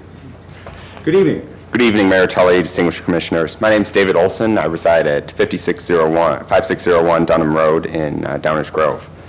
I'm pleased to have this opportunity to add to the discussion, which has clearly evoked a lot of passion in this room. I'd like to note for the record that I don't believe I live in the area directly impacted by the proposal, but I am a resident of the broader Downers Grove community, which all of us are, and all of us will be indirectly impacted by the decision made here. And I want to state also that I'm strongly in favor of economic development in our village. I really appreciate the amount of effort that the council and affiliated groups have put into economic development in this community. That's extremely important, that we have both a strong residential community and a community that supports businesses, because that's the only way that we're going to have a great community that attracts more people. Inevitably, there are times like this one where it seems that there's the residential interest and the business interest. And when I first saw this issue, I saw it as more of there's some residents that are upset, and there's some businesses, and they're just going to be in conflict, and it's not in my backyard situation. And I appreciate the time that the village has taken to hear the residents' concerns and talk with them. But in my opinion, as I've looked further at this issue, I don't believe that this Walgreens is a good idea for our village. I think it presents a variance for the comprehensive plan, as many have already noted. As the previous speaker noted, it's not attracting a new business. It's merely a relocation of a business within our village. And I think that while I may be supportive of attracting a new business to the village, or some sort of new and innovative office building, or possibly retail outlet, I'm not supportive of this one. And finally, I think that this requires a special use permit, and I understand there's a legal definition of what in the village code of what the special use permit is. But in my mind, a special use permit is issued in a case, special circumstance, in a case, as the name suggests, where there's special circumstances where the use would bring demonstrable benefits to the community. I think that we need to be mindful of the comprehensive plan. I think, as I stated before, this proposal is merely relocating a business. But I think the key is to think of the development of our community, especially in this West 63rd Street corridor. We all know that the Meadowbrook Shopping Center and areas around it are often challenged, and I want to see that shopping center and all commercial development in our community be improved. And I want to see this West 63rd Street commercial corridor the part located in Downers Grove, I want that to be a vibrant part of our community. And I'm concerned that this Walgreens may detract from making this commercial corridor a vibrant part of the Downers Grove business community. In the fact that, first of all, it adds more commercial space around the 63rd Street corridor, which I don't think is needed at this point. Second, it adds more vacant space along the corridor. And Third piece, on the special use, one of the conditions of the special use is it's restricted to a retail pharmacy with drive-through. Now, if this Walgreens is any indication, there may be a time in the future where the Walgreens decides to close. And as somebody interested in economic development, we're precluding other businesses to take advantage of that same special use. And so that's a concern to me as someone interested in economic development. Given all this, I don't believe it'd be appropriate to issue this special use. I don't believe that this is a good use of land in Downers Grove. I support the economic development in this community and want to urge the council to uphold the recommendation of the Plan Commission. Thank you very much. Thank you, Mr. Olson. Other questions or comments?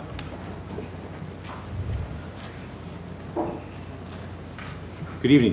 Good evening. My name is Marceline Ricker. I live at 6120 6120 Woodward Avenue, Downers Grove.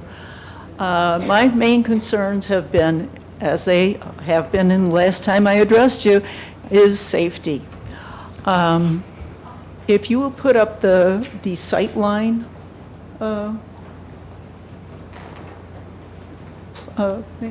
yeah, there we go. All right. Say that you are driving nicely up the hill and somebody is turning right in front of you into you because they do not see you. You'll notice they can't. People barrel up that hill. They hit the gas. They fly. 290 feet of sidewalk is not going to protect our children walking to school. First of all, it's on the wrong side of the street for that.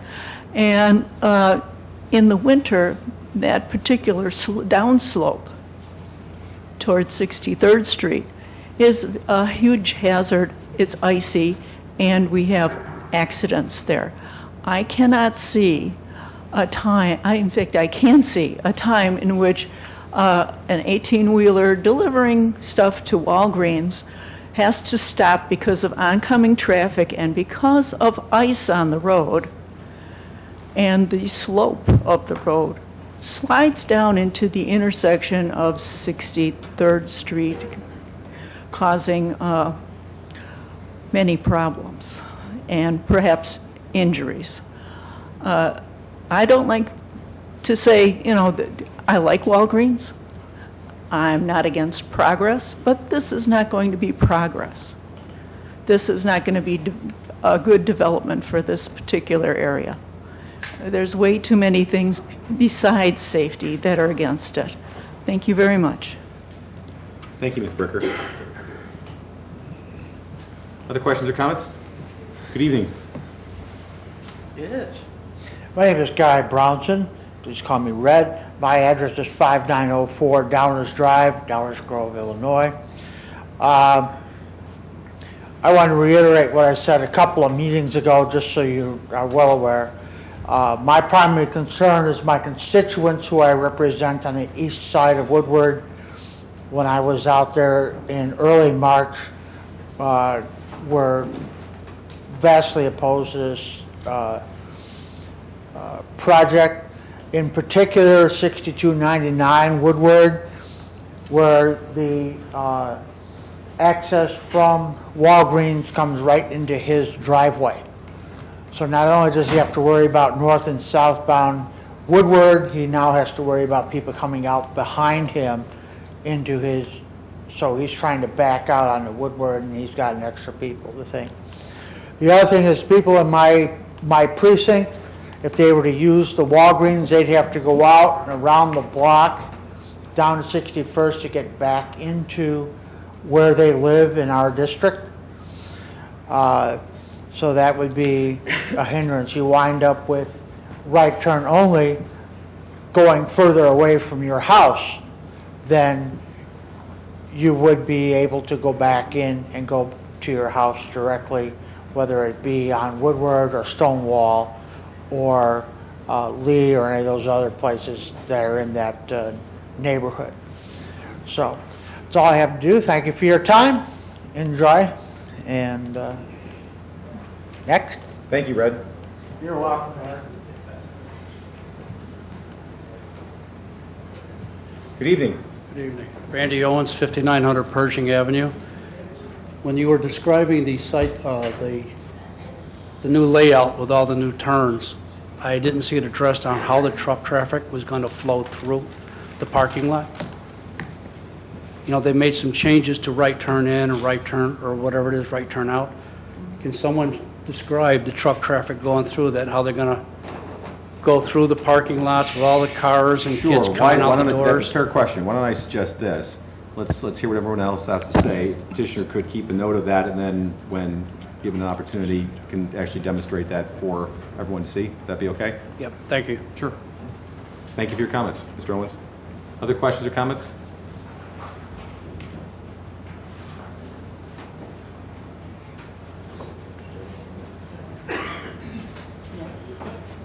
Hi. Good evening. My name is Tracy Erickson, and I live at 5824 Woodward Avenue. I'm not right down there at the corner looking at this every morning. I live at the corner basically of 59th and Woodward. And the traffic on Woodward Avenue is insane. And we've all talked about challenges and way to make this work. We've all talked about a lot of things on paper. I would invite any of you to come and spend a day on my street to really look at what happens to myself and my neighbors on that street.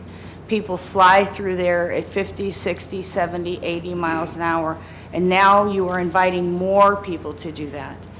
We've talked about signage, about putting up signs with no north turn. No one's going to pay attention to that. They don't pay attention to the stop signs. I have videotape of people blowing through our stop signs without a care in the world. You know, I guess what I'm up here to do is just to make a plea to your conscience. If you have families and you've talked about castles and you've talked about how, you know, it's important to you that, you know, we're your neighbors and we're part of your community, but I don't feel that way. I see people trying to fit this square block into this round hole. You know, I see everybody working really hard to make this work without the consideration of us. I have 4 children that ride the school bus up and down those streets. I try to get in and out of my driveway with those 4 children in my car. You talk about this blind hill, and I don't know who it was, talks about you have X amount of feet to get through it. People fly over the top of this hill. I mean, there is no regard for us whatsoever. And then the people that are supposed to look out for us have no regard for us either. I find it excruciatingly depressing. You know, I have worked so hard and I have been a good citizen. I don't do anything that I'm not supposed to do. I play by the rules, and then now you guys tell me you want to do this. And I hear all sorts of conflicting stories. I hear we need the money. I hear, you know, we don't need the money, that we need progress. We don't need, you know, it's all conflicting. You look at the newspaper stories, it's conflicting. You guys have conflicted yourself. Well, that's not a surprise. You know, I mean, you know, and I see a lot of people smiling and everybody's very cavalier about this, but this is my life. This is where I'm at. Well, let me just interrupt you. No one's cavalier about this. I feel that way. That's the interpretation that I get. And I again think there's a bit of unfairness. It's not a single one of us has said a word yet. And there's an awful lot of impugning motives to people. I'm fearful because that I understand. I mean, I am very fearful. That I understand, but I'm a little disappointed with the consistency of impugning motives to people who haven't even indicated their thoughts yet. You know, I see now, the annexation. The other thing I just want to point out to everyone is I know there have been comments about economic development, and economic development is important. I know there have been some comments from some of my colleagues about revenue and economic development, but let's understand what this is all about. Someone bought land or is under contract to purchase land and is making a request to the village. The village didn't go out and say, Walgreens, we want you right here. Do you not have the power to stop it? This land isn't even in the village of Downers Grove right now. Right. Can you say no? Can you not entertain it yes, at all? Yes, but hold on, ma'am. Hold on. What everyone needs to understand, again, is that everyone has a right to acquire land and make a request of a governing body with what to do with it. If you bought the lot next door to you and wanted to combine it with your lot so you could put up a swimming pool or something like that, it's your right to do that and ask the governing body for permission to do it. If your neighbor said, I don't want a swimming pool next door to me, Well, you wouldn't want your pool project to be stopped simply because your neighbor didn't like it. I understand However, that, your but I'm pool not bringing project- in Your revenue. pool project has, no, revenue, I'm putting the revenue aside. What this is a request by a landowner or a contract land purchaser to do something with property. They have the right to ask. Our job is to give them an answer. We haven't done that yet. What we're doing is listening, as we have for the last 6 months, very intently, and not cavalierly at all, by my estimation. I have pages and pages of notes with respect to this matter, tons of emails, as do my colleagues. We're reading all of them. We're listening very intently, but that doesn't mean we can't be civil and smile once in a while. So please don't misinterpret a smile to someone that lives down the street as being cavalier. That's all I'm saying. Okay. But the petitioner has a right to make this request, Okay. and they have to play by the rules. If what their request is asking for fits with the rules as interpreted by everyone who has the ability to interpret it, it either goes or it doesn't. But I just want everyone to understand that. One of the things that concerns me are the school buses. They currently go over that blind hill multiple times a day. I've heard that they won't be there when the trucks are coming in. I've heard that you're going to reroute the times. I've heard all sorts of stuff. I called the bus company. I've talked to the people at District 58. Everybody says it's not a problem to have it rerouted, but of course there are funds that are needed for that. Because if they're going to reroute and go around extra blocks and down the street and over the river and through the woods to get to the school, there's going to have to be fuel that drives these trucks that someone has to pay for. You know, how does that get taken care of? How do we get proper directionals or proper signage or proper coverage for our children so that we don't have people going down 80 miles an hour, 70 miles an hour on Woodward North? The sheriff's police, I've talked to a few of them. Nobody will come. Nobody will mention their name. They all say that we need to have some sort of a east only at north at the corner of Maple and Woodward. You know, is that stuff going to be done? How is that going to be addressed? Because it's a real issue for me. You guys don't live where I live. I don't know where you live, but I'm thinking you probably don't want hundreds of cars going over the speed limit in front of your homes with your little kids and your animals while you're trying to get out of your driveway. So I beg you to consider that. You know, when you're talking about the revenue and trying to make it fit and them buying land and them having rights, please consider our rights too. Thank you. Thank you, Ms. Erickson. Good evening. Hi, Jim Gracie, 2151 Blanchard. I'm in the Downers Grove Gardens subdivision. I've been there 26 years, and I echo some of my neighbors' sentiments about the neighborhood changing and not wanting to change certain aspects of it. Obviously, we want to have progress and develop areas.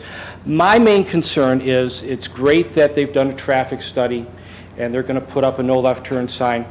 But what I would ask of the council is, have any of you actually driven by that corner? Hundreds of times. Yes. Okay, so you've driven north and south on Woodward between 63rd and Maple? Yep. And then you've driven north and south on Belmont between 63rd and Maple. I mean, I ask you, take a look at those two streets, take a look at the existing Walgreens, take a look at the traffic pattern at the existing Walgreens, and now try to imagine that traffic going down Woodward Avenue.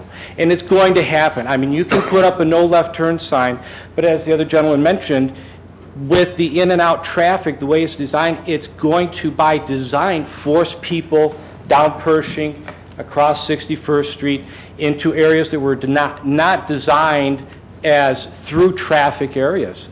And I would just really ask you to thoroughly consider that aspect along with all the other information you've received in the last couple months. Thank you.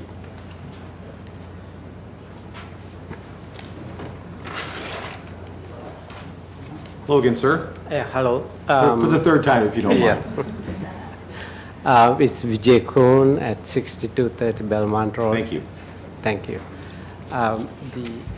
My concern on this specific issue is that why we need another pharmacy right there. There are several pharmacies right around everywhere. One in Dominic's, one in Target, and there are several other. If you drive a few miles away, there are many.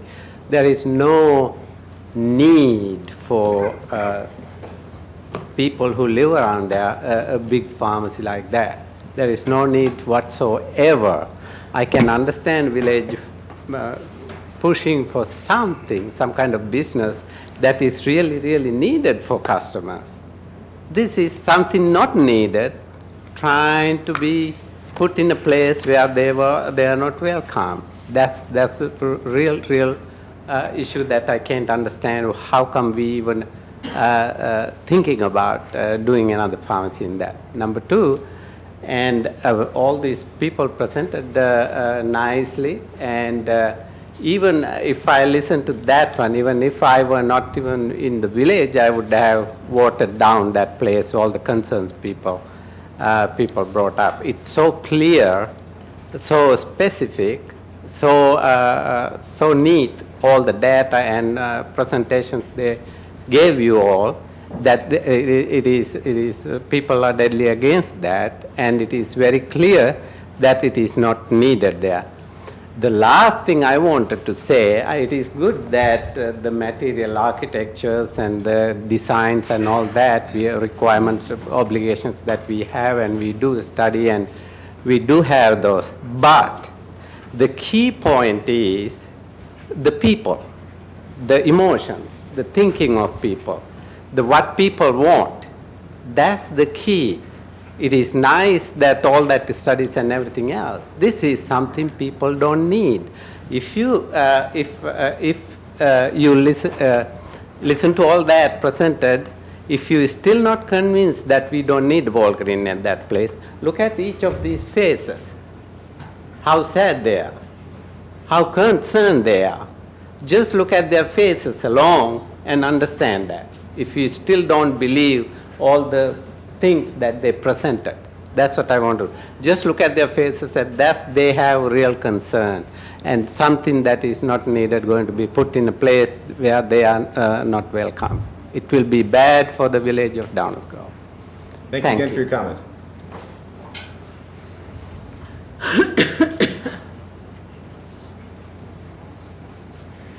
Good evening. Good evening, members of the council, ladies and gentlemen. I'm sorry, ma'am, can we have your name and address, please? My name is Violet Lalicon Rodwell. I live at 545410 Thank you. Grand Avenue, Grand, as in Dog Avenue, Downers Grove, Illinois 60515, and my telephone number is 630.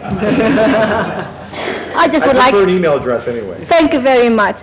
I didn't intend to talk in front of everybody here, but after hearing what everybody has been saying, and plus what I have read, plus looking at what was shown over there, I'm a licensed physical therapist by profession, by trade, and I do home health, and I travel south suburbs of Chicago. I go to Hyde Park, south suburbs, for example, Madison, Park Forest, South Holland, Chicago Heights, Calumet City. You know about all the suburbs. I go to Richmond Park, Stagen, and I have seen these empty commercial buildings that were built. I don't know when, but you could see for rent, for lease, empty buildings. Because when they built those buildings, they thought that with the economy and everything, it would pump money to the village. I feel so sorry for those towns. Because I go to all of these places, I travel, I do home health 6 or 7 days a week, not full time. Like now, I saw 2 patients. Where did I go? Madison, one is Flossmoor. For your information, Flossmoor is a upper middle class suburb, south suburbs. You can live in Flossmoor if you have money. But when I travel and I saw this, the people who live in this building, people who thought that this commercial building would bring money to the village, it's too sad. You should see buildings and commercial empty, plus houses. Now, Downers Grove, I think that we have a responsibility to the people who live here. We are here for the good of the people and not for what is good for the business. We are not getting hungry. We are not hungry. We work, everybody works hard to meet the commitments, the bills that they have to pay to the village and to everybody. I think that we have to listen to the people who live in this village for what is good for their future, what is good for their children, and because if we think of what is good for their children and their family, it would be good for the village itself, and they would carry the village, money-wise. That is my concern. Thank you very much. Thank you for your comments. Other questions or comments? I'm not sure anybody can follow.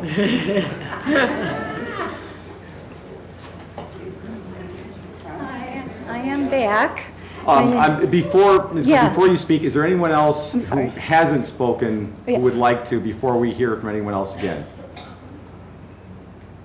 Okay, please proceed. This is now on the complete other side. We were told that before the vote that if we had any concessions, this was the time to let you know. Is that true? Does that have to get on the record? I'm not quite sure I heard what you said.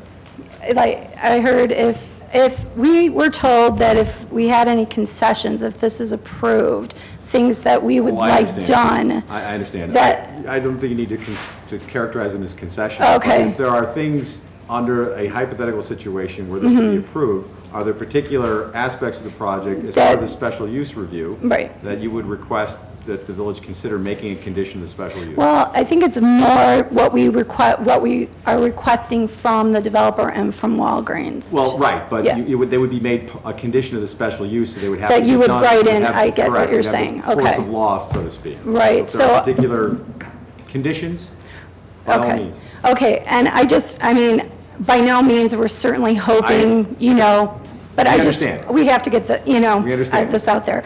Okay, in case, council chooses to approve Walgreens' proposal, we are asking for the record the following.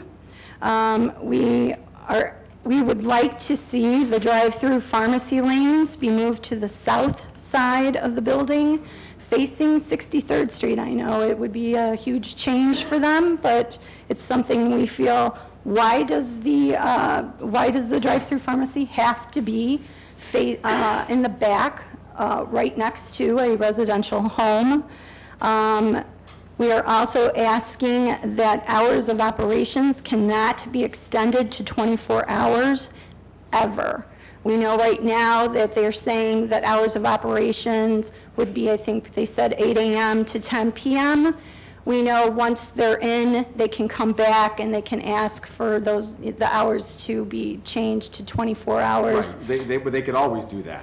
There's no such So thing as there's forever. nothing that we can say Not to forever. it They can always come forever. in and ask for Okay. example, the other gentleman mentioned limiting, I think it was Mr. Olson. The special use would be specific to this petitioner. That's correct, but Mhm. if somebody else were to buy the property, they could come in and ask for a different special use, with Okay. different conditions. But whenever you change a special use, you have to come into a proceeding like this Mhm. and go through it again. It doesn't just happen. Okay, so, But I understand your point. yeah, I mean, we fear that if this is built, and right now they're going with the same hours that the current Walgreens is on Belmont and 63rd, I believe, 8 to 10. But our fear is that once it's in, they're going to come before you and ask for 24 hours, and And all I'm saying is that even if we said never, they could still do that. they could still, okay. 5 years from now, but there would have to be a whole nother application, I think the plan commission would have to hear it again, it would have to be Mhm. workshopped. So it'd be like this whole thing Yes, ma'am. starting over, okay. Yes, ma'am. Another thing that we would like, I know right now I've seen the plans, I believe they have a 6-foot cedar fence on the grassy, I'll call it the grassy knoll area over there in the back. We would really rather have a barrier wall be built along Walgreens' north and west perimeter to prevent noise, foot traffic, and trash from invading our properties. We would like a barrier wall similar. I'm sorry, could you put that flash drive? Because I have some examples. We actually would like a barrier wall similar to those that you see along the highways now. Or a barrier wall that you can see around the subdivision near Washington and 75th Street in Naperville. I have some examples. I think if you start at 084 that is an example of a wall. Now it's extremely high. I mean, they could probably lower it a pinch, but Does that have barbed wire running around? in Naperville, I don't, well, maybe, I don't know. But, I mean, you do see, though, that there's other pictures. Somebody said it looks like a prison, but you can look at other pictures of it. If you continue on to 085, and then if you go on to the next, I took different views of it just so that you could see. The reason why I say this, it is aesthetically more pleasing to the eye, and they're usually taller. They give more privacy than a typical wooden fence would give. If you go back to the, also along I-88, if you look, I believe it's a picture, I took these going to work the other day. I shouldn't have been doing it while driving, but, oh, let's see. Not while Chief Porter's in the room, you know. Yeah. It was 079, I'm sorry. 079, I believe it was, yeah. That's another version of this decorative, the new type of barrier walls that they're showing. The reason why we ask this, and now if you go back to the regular pictures, is if you go down, I took some pictures. If you go down to, I believe it is, if you go up to 094, I went to the Walgreens located on Maple and Route 53 just to see what they had between their business and the residents behind them. So if you go on to the next picture, I just wanted you to see that I wasn't just taking a random picture of a fence. I actually was at the Walgreens. This is the fence that they have between, in the back of the building, between Walgreens, and there's a residence behind all those trees there. But to me, that's subpar. I don't want to see anything like that, in our, if you go to the next, if you go back out and there's another view of it. Again, I don't see that keeping out much noise, especially that's in the back where their delivery trucks are. So just to show you, that's an example of what Walgreens has done before. So they did say 6-foot cedar. I don't know what that is. If you go on to 097, it's another view of it. Okay. I really don't think that's going to do much to help with noise and foot traffic and trash. Then if I visited the next set of pictures was the Walgreens on Ogden and Maine. If you go to picture, I believe, 109, the street to the, okay, I'm going to get my directions messed up, east of it is now dead end. Right where you turn into Walgreens parking lot to go into their drive-through pharmacy. This is the fence that they have that is, separate at the dead end there. If you go back out, there's some other views of the fence that they are I think we get your point. Yeah, you're getting it? Better fence. Okay, yeah, better fence. But I just want you to see that, No, it's appreciated. that Walgreens can say they're going to do this and that, and maybe it looks good on paper, but then when it's actually up, Understood. not so good. Okay. All right, moving on to the next one. We ask for the white elephant ordinance fee in order to prevent the blight that will occur to our neighborhood from shuttering the current Walgreens at 63rd Street in Belmont, as witnessed and documented at another abandoned Walgreens located at 83rd Street and Janes and Woodward. Oh, I'm sorry, could you go back? I took some pictures the other day, took my mother out for Mother's Day. We happened to be in the neighborhood, and I could not believe what I saw. If you go up a little, I think you go up further, or no, down, I'm sorry. No, I believe you do go up, I'm sorry. I think it's the first picture. Okay, this is what you see as you're on 83rd heading west. If you click on number 1. Okay, this is the intersection of 83rd and Janes. This is the Walgreens there. It's a 2-year-old Walgreens building. It's been sitting shuttered for over a year. As you can tell, the grass is extremely high. If you go out and go back into some of the other views, I was just snapping pictures.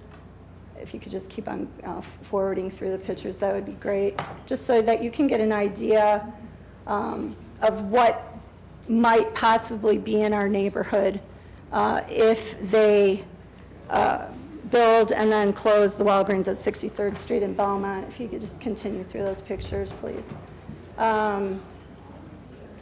This Walgreens did have a drive-through pharmacy. When you get to those pictures, there's garbage, so you know people are hanging out there at night. That's something that we fear will happen. I think we have a point. Okay, great.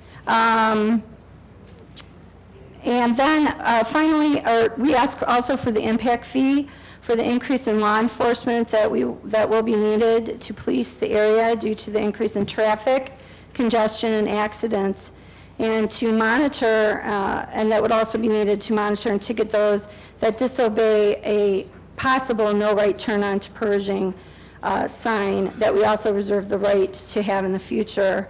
And if not a no right turn onto Pershing, we reserve the right to have a speed bumps, or I forgot the new term for that, speed tables, thank you, on Woodward and Pershing to discourage speeding and cut through traffic.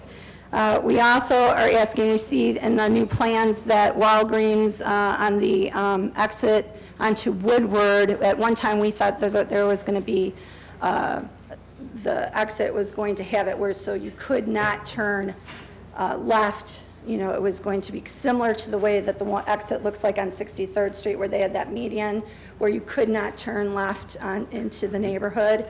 The way we're seeing it now on the diagram, it's just straight, has a little bit of a median in there, and with a sign that says no left-hand turn. We're actually asking for more than that, some type of physical barrier that will prevent cut-through traffic. In the case that this does go through, those are some of the things that we would like Walgreens to consider. Thank you. Okay, thanks. Thank you. And obviously, as always, we're available by email and telephone, not just tonight, but any night.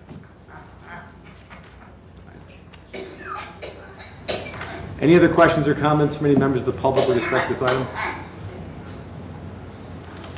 Okay, in that case, if I could ask the petitioner, there was one question about how the truck traffic would operate on site given the changes, and I don't know if you are able to, or if not, we can do it some other point in time, but if I could impose upon you to maybe walk us through how the truck traffic would navigate through the site? Sure, no imposition at all. I'm Bob Hamilton. I'm the chairman of Gaywald Hamilton Associates.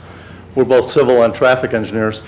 I've actually got a list of a number of answers that I'd be happy to respond to if you'd like me to. I'm seeing some heads nodding up here. Okay. So, no applauding, please.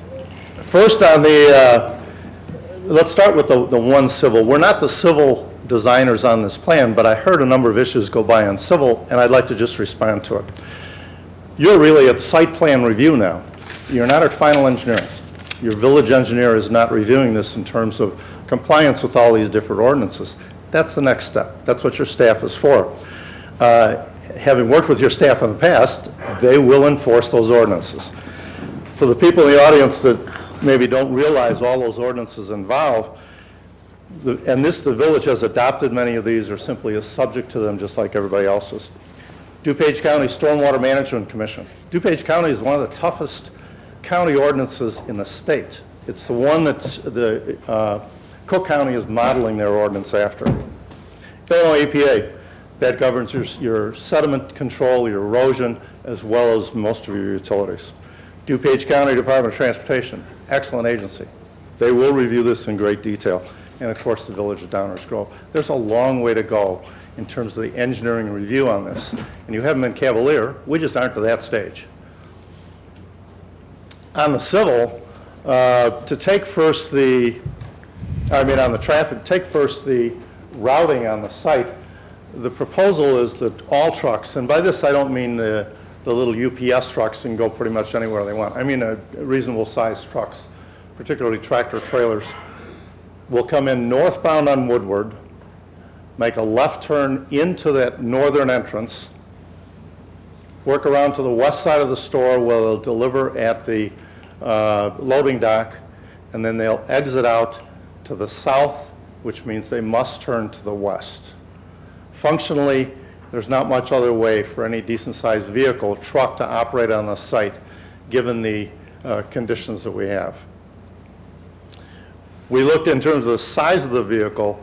The standard vehicle for suburban and urban delivery to vehicles or to stores like this is about, as I heard go by before, about a 48-foot truck or smaller. 48 is what we in the engineering industry refer to as a wheelbase 40. That tells us how quickly they can turn, what kind of maneuvering space they need. We tested the wheelbase 40 through the site, and it works just fine. Just to be sure, because we're pretty conservative as engineers, we tested the wheelbase 55, which is the much bigger vehicle, would not typically deliver to a store like this. The wheelbase 55 makes it through the site. You always find us being a little conservative. Other points that I heard questions on, the one was the safety of the dual left turn movement, and I assumed, I was having a hard time hearing some of the comments, but I assumed that was the northbound to westbound Woodward to 63rd movement. One of the improvements, which actually the county has requested or will request as part of this, is to widen effectively to add a third lane westbound within that recovery space as the dual left turn is made. If you think about a lot of the highways that you're on, the new ones that are built, you come out of a dual left turn in 2 lanes. When you get to the receiving road, it's 2.5 or 3 lanes. That's by design. That gives you a little extra room as you're going around that curve, a little fat factor or slop space, so to speak, and then you come back in and get back into 2 lanes. The plan that's up here shows you exactly that configuration. Typically, if we were adding it as part of an intersection improvement, it'll be extra half lane. In this case, it's an extra full lane. And again, that's a DuPage County Highway Department request. Another lady commented on the icy slope southbound. There's not going to be any change on that. Somebody comes over in icy conditions too fast, there's nothing that Walgreens is doing that's going to change that condition. I don't know what we could possibly do. But I heard another point on truck sight distance and school buses being able to see the trucks. Can you go to the sight distance exhibit? This sight distance exhibit is a national-based method of approaching sight distance on hills, vertical sight distance issues. It is done based on a driver's eye height to a driver's eye height for a passenger vehicle. That's 3.5 feet off the ground. Most trucks are about double that. School bus the same way. If we took a truck and a school bus up there, we will easily double that stopping sight distance. Something Tom didn't say when he was up here is the change in stopping sight distance. The 190 is based on design speed, if I remember time. The 290 says you can actually be going 40 miles an hour, and if somebody is making a turn in there, you'll see them and have adequate time to stop. I might point out that's adequate time to stop in wet conditions, even better in dry conditions, not icy conditions. If it's icy and you're going 40, there's nothing we're going to do to change that. One of the points that Tom had in his opening presentation had to do with limiting exits from the Woodward driveway that would turn to the north. I assume that would mean a prohibition by sign, no left turn, turn to the north. I would suggest you not do that. You've always got the right to do that under your municipal authority at some point in the future. I would suggest you not do that simply because that's not going to change the fact that people are at the Walgreens and about 10% of the people there are going to want to go to the north. What that means is they'll take a different route to get there. People who live on Pershing are the people who probably should complain because that's likely where the majority of those would go. They'll take an easy right on the 63rd, come back up Pershing and go exactly where they wanted to go in the first place, which is home. But again, you can always impose that. You can always impose that in the future if it turns out to be a real issue. I would suggest you not do it initially. Let's see, we talked about truck flow path, no left turn. Did I miss anything? I think I've got on my list. If there's any traffic issues or civil. Sure. No, I appreciate that, and obviously, the opportunity to speak applies equally to the petitioner if you'd like, or we can now turn to the council, who I'm sure has all sorts of questions. But if the petitioner, representative of the petitioner would like to speak now, you're free to do so. Thank you.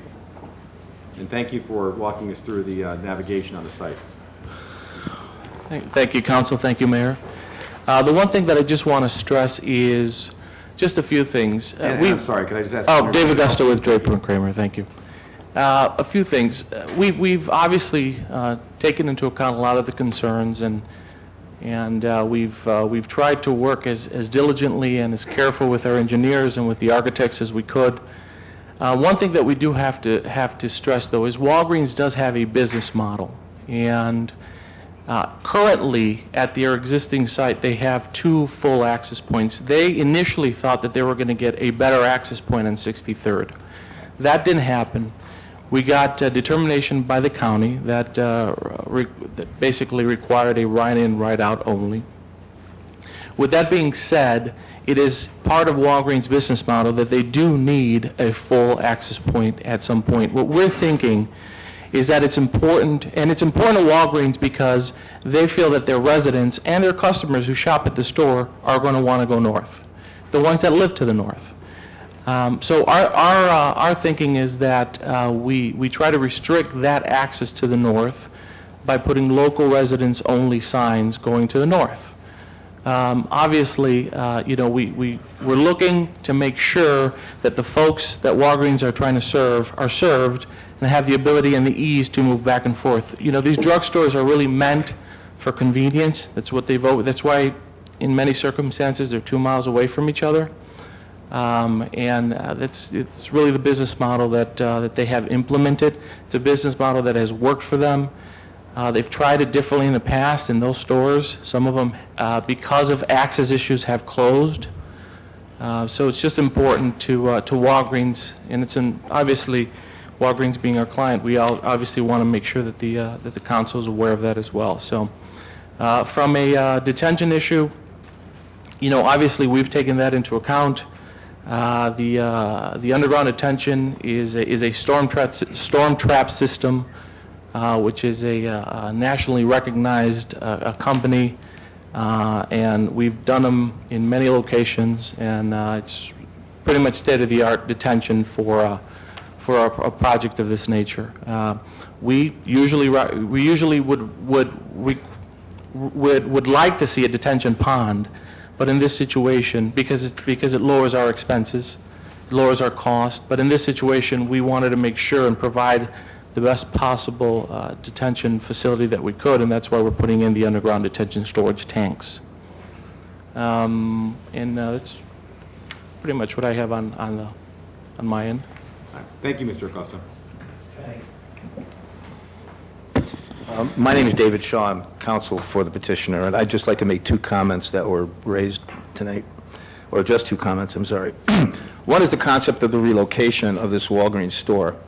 I think, as most of you realize, the Walgreens store that's currently being operated, for which this would represent a relocation, is certainly by their standards today substandard. It's not of the appropriate size. It does not offer the appropriate services. There's no drive-through. The chances of that site, frankly, being renewed as a viable Walgreens 2 years from now when that lease expires are quite remote.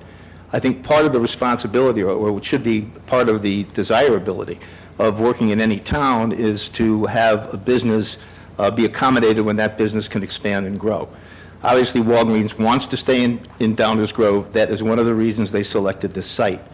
It wasn't at random. There are other sites available, but they really want to keep their customer base. They want to basically generate a situation that doesn't really increase significantly the traffic that they're now experiencing. They want to offer additional services, and they believe this is the appropriate place to do it. In terms of your comprehensive plan, and I know this has been discussed extensively, Mike Hoffman of Teska Associates addressed the council the last time we were before you. The one thing that was not mentioned tonight is that in that comprehensive plan is language effectively stating that the application of that plan should remain flexible. Your own staff has indicated that they believe this is a compatible use. In terms of the circumstances, light office or intermediate office or professional offices, the reality of the situation is that in Downers Grove alone, there are hundreds and hundreds of thousands of square feet of vacant office space. In the west and northwestern suburbs, the vacancy rate approaches 30%. The chances of that particular site being redeveloped for an office use is extremely remote and probably not in our lifetime. It can be developed as a viable commercial site, and that's what we're basically proposing happens here. So, thank you very much. Thank you, Mr. Cross. One other thing, I'm sorry, I wanted to say about the existing trucks. At the existing Walgreens store, because of the way it's laid out, the delivery trucks actually have to back in. So basically what they end up doing is they'll probably come in through on 63rd and shoot east and then back into their loading dock, which is at the northeast corner of the store. And that's usually a standard truck. So just to let you know, that's also part of one of the improvements that they're looking at here as well. So just forgot to mention that. Thank you. I asked for clarification on this section right here that we're talking about, as far as the semi-trucks coming in from Woodward. As I understand it, just because I don't think anyone can hear you from the microphone, sorry. I think what the description was, and correct me if I'm wrong, from your traffic expert, that truck traffic would come off of 63rd, head north on Woodward, would enter the, oh, there we go, we got a cursor and everything. The building? I mean, are those two bays, are they backing into those two bays, or are they? No, it looks to me like it's going to be one big circle. It's going to pull around, there's a loading dock right there, The loading dock is here. No, it's garbage. This is garbage. Where's the loading dock, up here? further up. In the middle, in here. Yeah, that's about it. Is that right? It's in the middle. It's right in the middle. There's a door right there. There's a door. So the semi-truck comes around. I mean, my husband's a truck driver. So is he backing into this? No. He's parking in that way. He's parking alongside it. Right. And then they're delivering, and then he'll exit here. Yes. West Okay. on 63rd Street. Okay, my second question is this. If I'm, right now, when I'm turning, I live on Pershing, so I'm the next street. If I'm coming up 63rd, I take the outside turning lane, so I can be lined up here to come into my street. So this seems very confusing to me, because if I take that lane, am I going to end up here, and then it's gone, because then you're forced into the Walgreens? Well, if you go to the farthest lane, yes, and it will. I mean, it's still going to be a double turn, Yes. and you have a choice of this lane, or going here. That's the way I understand it. That seems... Well, Well, I thought that the top lane was supposed to be a right turn lane. why don't we do this? Okay, Why don't we sorry. stop now? It's been about, I don't know, at least 2 hours or so. And if there are questions now that the council has of either the petitioner or staff, why don't we proceed in orderly fashion? And since your hand's up, Okay. Commissioner Schnell. I thought that upper lane was supposed to be a right turn lane into Walgreens. It is. So, But the addition of that lane gives you the ability, as you come around the corner, to have a little extra space, because vehicles turning take up more space than vehicles in a straight line. well, since I go to Sam's Club and come back, there is a lot of confusion, I guess is the best way of putting it, with the two lanes turning. And people have a tendency to be in the westmost lane, trying to be in the northmost lane on 63rd Street. I'm afraid that this is going to make that even more confusing. Will what is now the right turn lane into Walgreens be marked for the entire length of the road as a right turn only lane? Yeah, this is not showing an actual straight line. And one thing that I do want to mention is this is an actual DuPage Department of Transportation compliance issue, which And that's actually, fine. which actually they feel that by doing this, it makes it safer for everybody. I mean, it's, we just trying would to have... handle what it means. Sure. We would have preferred not to do this, but they're asking us to do it, so we're going to do it. And in fact, it is. It's going to be a straight line going into the... It'll be a straight line, and it'll be yes. marked as a right turn only. Correct. Okay, will it be a solid line so that people... White line. A white line. Isn't it a white line? It should be a dash line because you want people to be able to cross into it. Solid line says you shouldn't. Exactly. Yeah, no, we'd rather have it be a dash line with right turn arrows on it. Okay. Right turn arrows in the line. Okay, I'm still confused by it, but that's okay. I mean, hopefully it will be better, and as you said, you're being mandated by the county to do it, so, well, obviously, hopefully it will work. Technically, it's just an additional lane that doesn't exist there today. Okay, well, there's kind of a half a lane there today where people kind of, Right. It does bump out a little bit, and then it comes in. yeah, okay. Yeah, it's a merge lane, I think is what you have today, and they're asking us to just finish it off. Okay, but it will be striped for right turn. That's, okay. One of the questions that came up yesterday with the meeting I had with some of the residents is the tonnage of the trucks that would be going up Woodward. Because I guess there is a restriction right now as to what tonnage can actually go up Woodward. What is the tonnage of your trucks that would go in there, and does it comply with what's signed right now? That's it.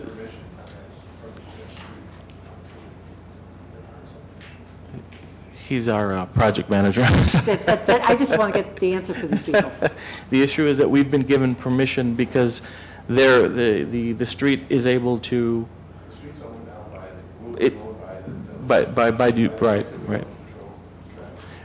Right, and you're asking for the tonnage of the actual trucks moving in? What I'm asking that are is, making... right now, it's my understanding that the street, and, you know, Dave, you can give me the answer, but right now, I think it's 8 tons, I think that was said. I think the question is, I don't mean to cut you off, but to That's explain fine. things, that there's a current tonnage restriction for overweight trucks on that street. Is that going to change? Okay, could you find that information out? Yes, we will get it. Okay, thanks. The other question I have is on the, Mike, can you just kind of move that a little bit towards the television? There's like a little bulb, the site plan. There's like a little bulb in the site plan, huh? The farthest west corner, where it kind of juts out, which you can't get there. But anyway, there's like a little, yes, thank you.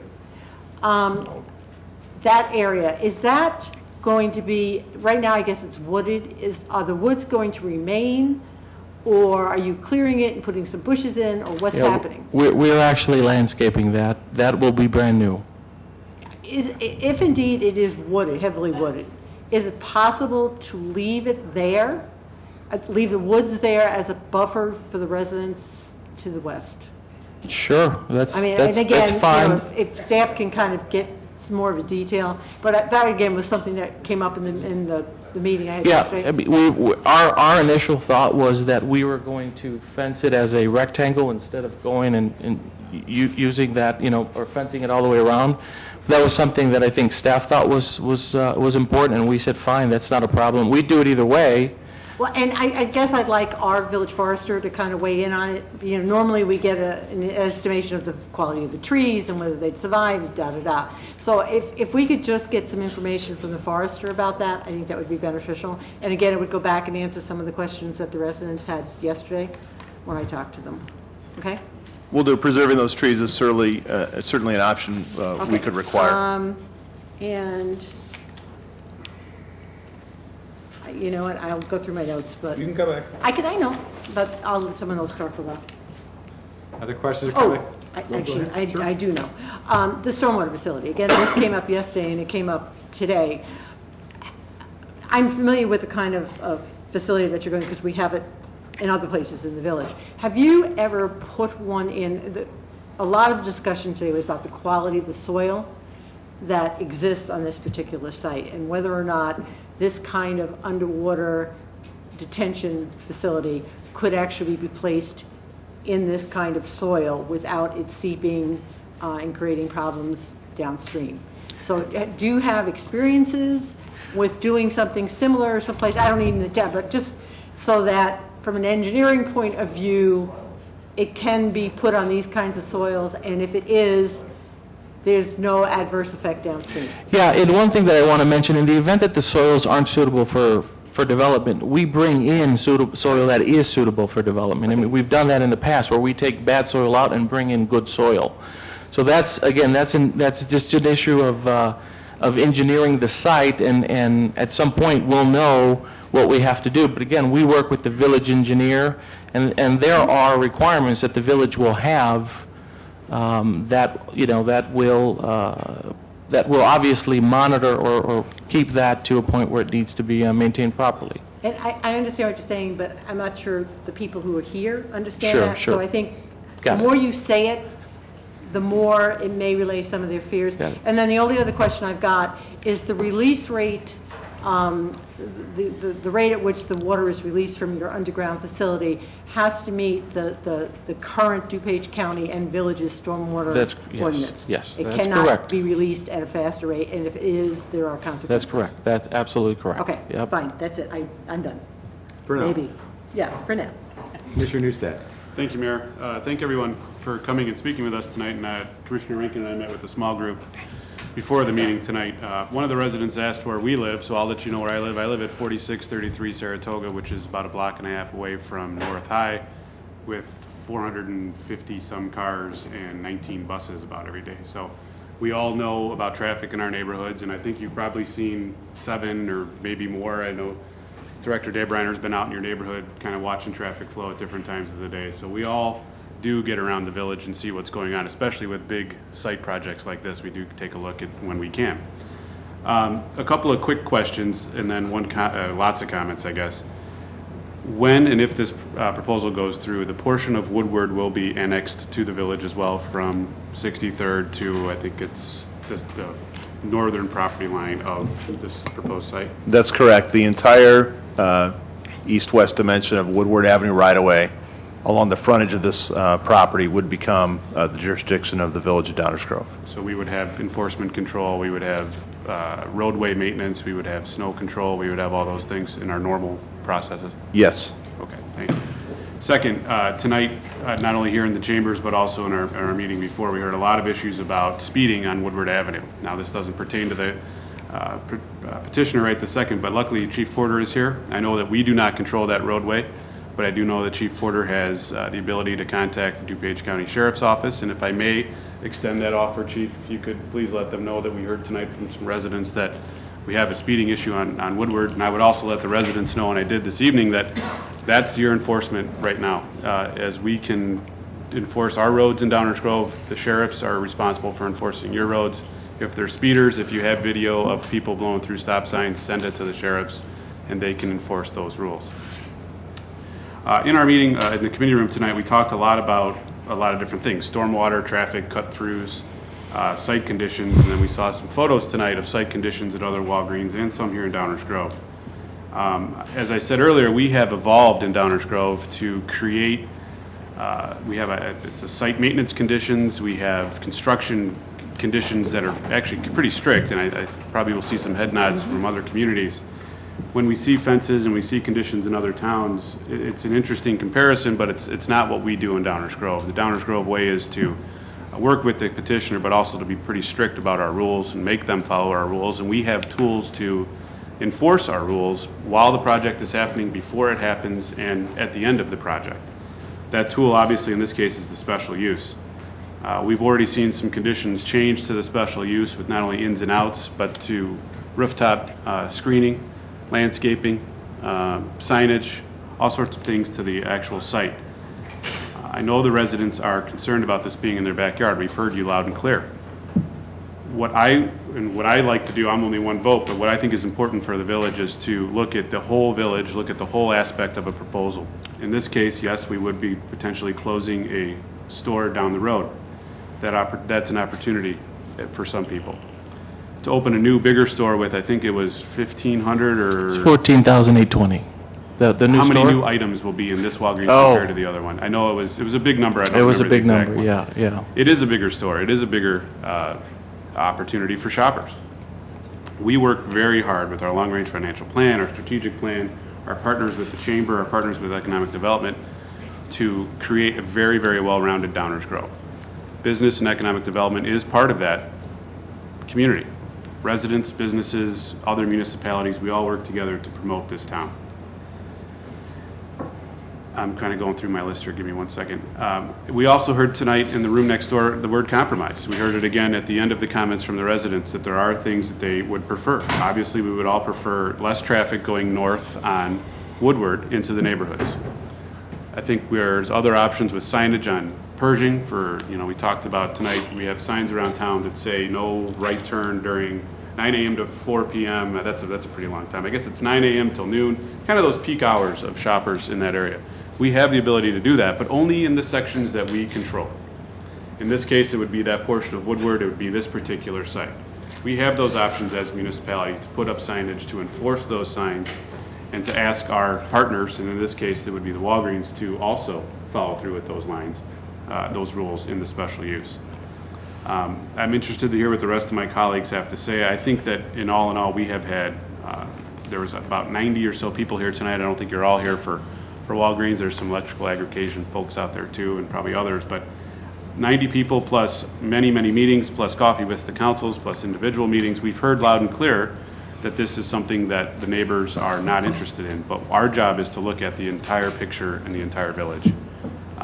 I think it's important to note that there is a lot of energy in this group, and I think that's important. If this does proceed, and if you do have conditions in your neighborhoods right now that are not adequate, you need to contact your local municipalities. And we can work with them and with you to make your conditions better. There's stormwater issues that I heard tonight, there's sidewalk issues, there's traffic issues. Someone asked about one-ways tonight on the roadways. Again, we can only control what's in our village. The proposal tonight gives us a little portion that we can work with and work with the petitioner to get to a point where we can try to find compromise. I appreciate the compromise suggestions, and we'll take them into consideration before we vote. I know Commissioner Schnell had some questions. I don't have any specific questions tonight for the petitioner or for staff, but I'm sure as we go through the rest of the evening, things may come up. Let me just go through my notes real quick here, Mayor Tully. No worries, we always come back. I think that is it for me for right now, but I do appreciate all the comments, and I think that I'll say it again. This village is very, very good at following through with what we tell our petitioners. You look at CVS, you look at some of the other recent developments in Downers Grove, and they are clean, they're well kept. That example in Woodridge, while it is an example of an old Walgreens, Woodridge is not Downers Grove. And it's very, if that were to be on a corner anywhere in Downers Grove, look at Prince and Ogden, that's right down the street from me. There's a house at Barrett and 63rd that had grass that was getting too tall. We're there within days of either reports or our staff sees it and they take care of it. So while I appreciate those images, they're very important to see what could happen. Those types of things do not happen in Downers Grove. Thank you, Mayor. That's all I have tonight. Thank you, Commissioner. Mr. Mayor, I have one question that... Sir, could you please just hang tight, because we had about an hour and a half or so of public comment. Well, the meeting's not over. I want to ask you if you could please hold on. Thank you. I can come back, but I'm just trying to move in an orderly basis. We heard from a great number of people over a long period of time. We've heard a little bit from the petitioner. I know my colleagues are anxious to ask some of the questions, but please remind me, and I'll be happy to work you in before we conclude this. If for some reason I start to drift off because of the hour, just put your hand up and remind me. Is that okay, sir? I appreciate that. Thank you.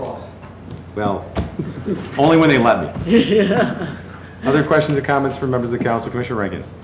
I just wanted to clarify a few things.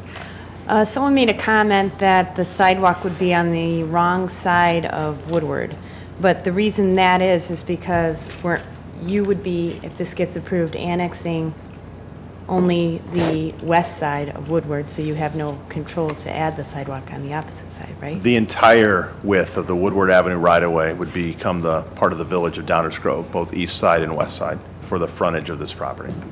Okay, so if this resident has a concern about what side is more appropriate due to the way they walk to school, they should bring that to our attention before construction. All right. I just wanted to make a few comments about the comprehensive plan. The comprehensive plan is a roadmap for the future in regards to zoning. It's what the village hopes will become of certain areas in town. And this area was zoned residential, and now was changed to low-intensity office. So it should not be barriers to stop development. It should include good development. So I am going to read a few things from the comprehensive plan, if you'll just give me a minute. On page 25, it says, "It should be emphasized that the land use plan is a general guide for growth and development within the village and provides a foundation for future decision-making and is not a site development plan." I won't go all the way through that, but then there's another portion on page 45. It says, "The plan provides for moderate expansion of neighborhood commercial around key intersections and heavily trafficked road that are less desirable for residential uses. The village's areas of corridor commercial include Ogden Avenue, 63rd, and 75th. So the comprehensive plan is just a guide. It's not a concrete plan that we can't deviate from. And so I think that needs to be considered. And then when Mr. Olson, and I think the mayor addressed it, but when Mr. Olson was talking about the special use, as I understand it, that the reason we do the special use to say that it's a pharmacy with a drive-through is so that if Walgreens leaves, we have control over dictating what gets to go in that location, and that's the purpose of that. I know that I had a few more things as well. I guess the last thing I want to say, and I don't want this to come off the wrong way, but anytime there's a development that's affecting a neighborhood, there's going to be people that are upset about it. And I think our role is to just determine if it's appropriate and if it meets the guidelines. You know, I imagine at one point in time, Ogden Avenue had homes on it, and people had to come before the council and decide if that was going to become a commercial area, and the council had to make decisions that were difficult. So I understand that there is emotions here, but I think any time that new development happens near a residential area, that those concerns would be brought forward. Thank you, Mayor. Thank you, Commissioner. Other questions or comments? Commissioner Burnett? I will get back to you, sir. I had a couple of questions. Thank you for reminding me. I don't necessarily need them answered this evening. But one of the things that I'd like clarified, you know, for the record and as well as for myself, is the process forward.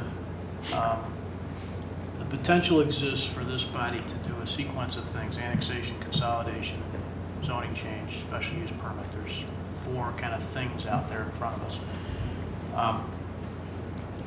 What happens to those decisions should they go forward and there becomes, I mean, are they ultimately contingent upon the transfer sale of the property? There's a question out there about how that all shakes out, and much of that is beyond the purview of this body.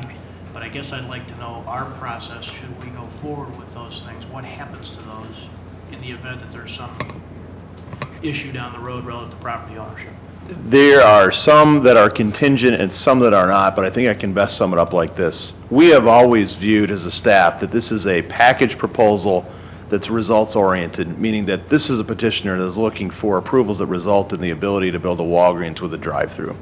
In the event that any court having jurisdiction makes a decision that allows that not to happen, staff would recommend that the village repeal any ordinances that would be in place or take any appropriate actions as a package deal, so that we don't end up with a property that's in the village but is not the Walgreens they requested, because that is not. I don't want to end up with a consolidated Exactly. new piece of village property zoned differently that ends up not being used as such. And we as a staff agree. So if there's anything that would affect the ability to have this developed as approved, then we would recommend we treat it as a package deal and unwind or repeal anything, recognizing it as a package deal.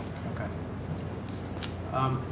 There was a comment made, and maybe I misunderstood it, and so I'd like it to be clarified, and I don't remember exactly who made it, but something to the effect of, it was from one of the petitioner folks, something to the effect of not anticipating new traffic or an increase in volume of traffic. did I misunderstand that? That doesn't make any sense. That was Are we Bob. trying- Yeah, that was Bob. You made that comment, I believe. Did I make that? I don't know, I'm not sure, but I didn't. Yeah, I probably misunderstood, but what doesn't seem right is. Whether you made it or not, you're going to have to answer it. You know, Doesn't seem as the consistent with sure. building a newer, bigger store with a whole bunch more, it doesn't make a lot of sense. As the traffic engineer, I get blamed for most things, so I'm used to this.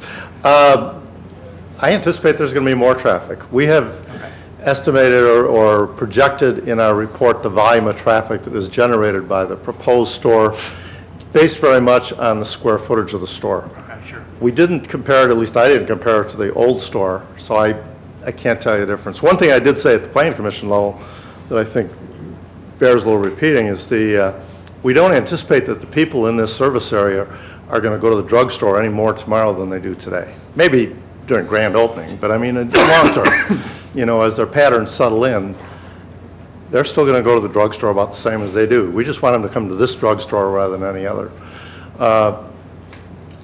The service area for a Walgreens, and David had talked about it, is typically about 1.5 mile radius.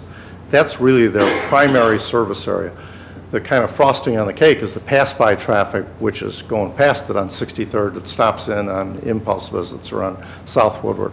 But if somehow you got the impression that the new Walgreens was going to have the same traffic as the old Walgreens, that was a Make sure I misimpression. didn't understand. It's not the goal. I wouldn't think so. That wouldn't make sense, okay. You know, Commissioner Neustadt brought up something, actually, all my colleagues so far, I've tended to agree with everything they've said, but I want to underscore a couple of things. That we've heard a lot of comments over the last 6 months or so, or 4 months, about traffic, and that's a huge concern to everybody up here. We've seen a review of, you know, this group's actions over the last several years suggest that traffic is a big concern. It's not something we take lightly. But some of these things, like speeding and stop signs and paying attention to kids on the road, those, first of all, the problems everywhere that there's residential communities that have medium to high traffic volumes. That's the first thing. But the second thing is, somebody's got to start, if that's a real problem, somebody needs to start consistently addressing it with this group for portions that we have jurisdiction over, with the county for portions they have jurisdiction over. Traffic, those kinds of traffic things, not volume-related traffic things, just speed and paying attention to kids and stopping at stop signs cannot be the reason that this group decides positively or negatively against potential development. Speed is speed, and it's a problem, and it needs to be addressed. And the Village of Downers Grove spends huge resources doing that every year. We're constantly moving around in reaction to residents who tell us they've got a problem. If it's not our street, we can't do a lot about it. And that doesn't sound right, doesn't sound great, sorry, but it's an important fact. Somebody pound the pavement over at the county every week until you get some attention. That's what residents in Downers Grove do with our police department, and we're constantly moving them around to try and fix that problem, because it is a problem every single place in the suburbs. It's there everywhere. The stormwater issue is one that, again, you know, we hear about it nonstop, and the mayor tried to address that a couple of times initially, but it's a huge deal. To me personally, if you look back through some of those minutes, I think that got included as exhibits, you'll see that this group believes it to be a huge deal. Barring or discounting any engineering mistakes, which clearly they happen, right? This project should improve the stormwater conditions in that area. All of the things that we anecdotally talk about my neighbor built a new house and now I've got water problems, no doubt those are true, but they're true because of an element of the law that causes those smaller parcels to not have to do and meet the same requirements that this larger parcel does. If this is done right, it should be a net improvement in the stormwater conditions within a certain number of parcels. Certainly those parcels that flow into it and those immediately on the discharge side. We'll see improvements in the stormwater management capabilities. That doesn't mean we can't screw it up, doesn't mean an engineer can't screw it up, doesn't mean the county review can't be screwed up, but it's a pretty important detail. It's not fair to just say, well, building a building is going to screw up my stormwater. Not if it's done properly, and it's not an option. Nobody's willfully disregarding EPA law in the state of Illinois. It's just not happening.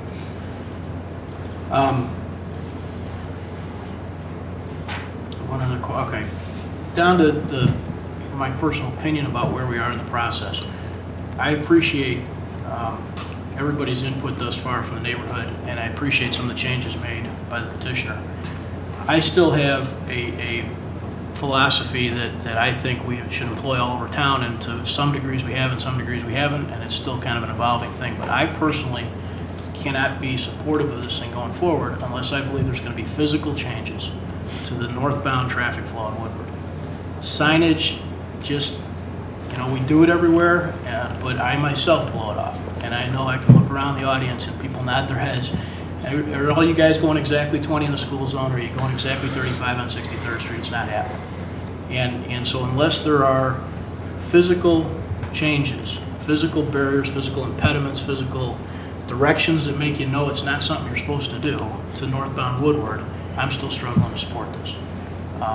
That doesn't mean that I'm right, but it is where I'm standing right now, and I want everybody to know it. I think it's a good project. I do think the application is appropriate for the spot, and I'd like to see it go forward. But I'm really worried about neighborhood traffic, and that's where I have a problem going forward.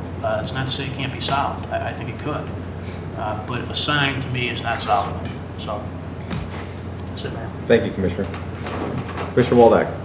Thank you, Mayor. I don't know what process we're going to be using here, where we are in the going forward, but question-wise, let's see, I think you mentioned it too about the real estate values. Somebody was going to get some information on that. That would be useful to have, the impacts there. There was also a comment about impact fees, but when I think about impact fees, the additional patrolling and all that, whether it's done by county or by us or whoever, I really don't think they would be that high. That would be worth the impact of an impact fee. Probably wouldn't be that great, but if it is, please let me know. Commissioner Rankin's comments about the sidewalk, I imagine at that point, when we start talking sidewalks, it would have to go on a sidewalk matrix type of deal. So it might be a while before that happens, if anything. Not necessarily. It's part of the plan. Could make it done as part of the plan. Yeah. Could be. Because it's separate funding. That's true. Very good. And answers part of the question, too. So, let's see, I am interested in the residents are, especially the ones that are close by, are worried about sound and light, and so the barriers are extremely important. Whatever we can do to improve the barrier is best. I happen to live rather close to behind the 75th shopping center, and there's always noise, there's always light. I'm sure they follow all the codes, but it is bothersome. So whatever we can do to alleviate that would be helpful. And then, and while I got Walgreens people here, it happens so rarely, what I like to do is, I tell you, I love my Walgreens on 75th and Lamont. So, for the record, they're great people over there, and it's a great store, great location. You'll too. pass it on to them. Yes, please pass it on. We'll bring some of those in for you.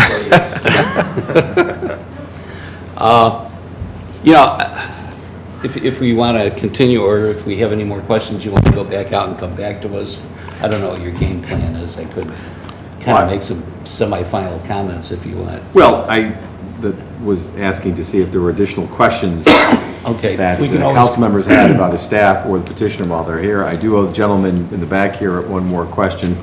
At some point in time, I'm going to get to say something. Well, yes, I'll head it over to you, and then if we're coming back, fine. That's Go ahead. good. It's a workshop. We're workshopping. No, I'm going to let these two gentlemen speak before me. Oh, let them. They're so higher up on the org chart than I am. What I'm saying is that if we're going to come back to us later, that's fine too. So, yeah, let's. But if there are questions right now of the council, I'd like to. It's more comments than questions. So I already went through the questions. Can I just say one thing regarding the sound issue that was raised? We are not at grade with the house to the north of us. We're actually 3.5 feet below grade, and we're 140-some feet from that house. Also, there's a retaining wall. We have Plaintiff Deborah Vardy Yeah, there's a retaining wall that's actually 40 feet from the building, and then above that retaining wall is the actual fence. So just wanted to let everyone know that it's not level to the, and the house is pretty far away from the window. And it's a telephone and not a speaker. It's a telephone, yeah. So one thing I just wanted to clarify, Yeah, just to make appreciate sure. that. May I say also, one of the things that you have ambient white noise that's coming from the road of 63rd Street. So, I mean, the acoustics that are coming off of the building are negligible to the sound that you're creating off the roadways that are just adjacent to it. So we're not really affecting, the acoustics or the home that's adjacent to it. It's really the street that's really making it. That's a good point. Thank you. Commissioner Rankin? I'm sorry, I just had a few more quick comments. I would also be interested in hearing about maybe a sign that says like no through traffic or local traffic only on Pershing. Just a little more information about that. And I do agree with Commissioner Barnett that I would like to figure out ways to limit, if there was additional ways to limit the traffic northbound on Woodward. Well, let me just, I do know that's something that's quite important. The one thing that I think we on this side do know from Walgreens is that it is absolutely vital that they have a full access point at one of those.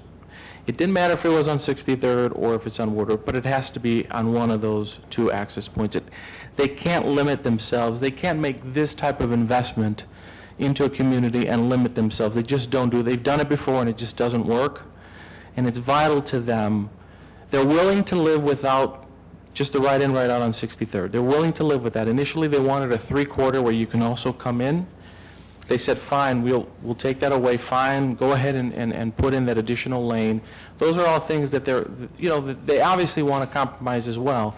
But our initial thinking is that what we'd like to see, and I think to Commissioner Barnett's point, how do we limit traffic going north? And the one thing that we thought was, sure, okay, so if we mark the streets, if we put signs on the street, multiple signs that will say local traffic only, and which really for Walgreens, it's really important for those customers that are shopping at their store. If they live to the north, they need to go north, and it's just something that they really believe in. And I think Bob had mentioned that the amount of additional traffic is 2%, Bob? 2%. So with that in mind, I think we'll do what we can do, but it's just really important for them. They can't move forward unless they have that. I mean, it's really, really important. They just can't do it. May I say something else? Come to the mic. I'm Gene Gaudio. I'm with Draper and Kramer. I'm his partner.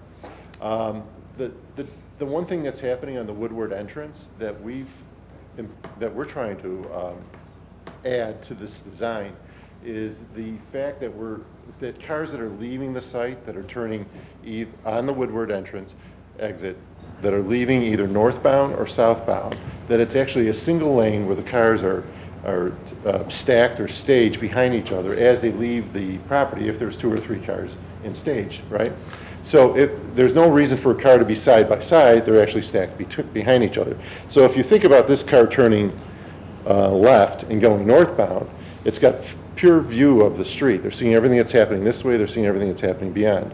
If they're turning actually southbound, it's much easier for them. So where before the design was to have them side by side, where this car would turn right and there would be a car stacked next to it, this car turning right never could see down the street. So in the most recent design, we have taken the risk out of that person that's really staged there of being hit by oncoming traffic by the fact that they're in a blind spot. And so as we see it, there is no longer a blind spot. I'm sorry, I'm a little stuttering here. So when you think about that, even though the traffic is moving northbound, it's got pure view or clean view of what's happening in front of them in a safe manner so that that car can move forward. Now, we believe that everybody that's moving northbound on Woodward are law-abiding citizens and they're following speeds and regulations and they're not breaking laws. We don't expect the patrons of Walgreens to be speeders, in simple terms. So, by the fact that we set up this entrance the way we are, we're helping the situation. We're adding to the complication of this entrance. Okay, so, we've offered over the months options, and one of the suggestions that we had to remind those folks that are driving northbound on Woodward that's crossing through 63rd Street is on the street to paint the speed limit on the street. Now, it doesn't prevent somebody from speeding, but at least it gives them that knowledge that you're into a 25-mile-an-hour speed zone, and you should be honoring that speed as you're moving, forward. We've seen in your neighborhoods signs that says, beware of children playing. We support those ideas. We're happy to provide those same type of signs. Anything else that you guys would want to, introduce into this that the village staff and designers support, we will add that to our petition, so that this is, again, can move forward and that we're keeping it safe for the neighborhood. Our interest as a good neighbor is to keep it very safe. We're not trying to make it in any way, unsafe for those that are patrons of our store and living in the neighborhood. Mayor and council, we'd like to take them up on that offer to work with them to see if there are opportunities to address the very traffic issues that have been brought up by the council and the residents tonight. And we'd like the opportunity to bring that option back when this comes back to the council for further consideration. Commissioner Rankin, do you have other questions, comments? That was it. Thank you for letting me speak twice. Sure, that's all right. Commissioner Chanel. I do have a question. We're talking about putting signs up that say local traffic only. We don't have any jurisdiction over Pershing either. So if we put, correct? That's correct. So if a sign is put there, if someone decides to turn, we can't ticket them. So it looks nice, and it's nice to say to people, we're going to do this, but in actuality, it has no teeth. But a sheriff could. Huh? The sheriff Well, could. yeah. So with these interjurisdictional issues and different controls, we would have to work with those jurisdictions that have control to make sure that if we request or require something, that would be okay with the jurisdiction. So those are the types of things we'd like the opportunity to explore in the 2 weeks. I'd rather get a feeling for whether or not, I just don't want to say we're placating the residents, we're going to put a sign up, when in actuality, the sign means nothing. And that to me just is doing something in bad faith.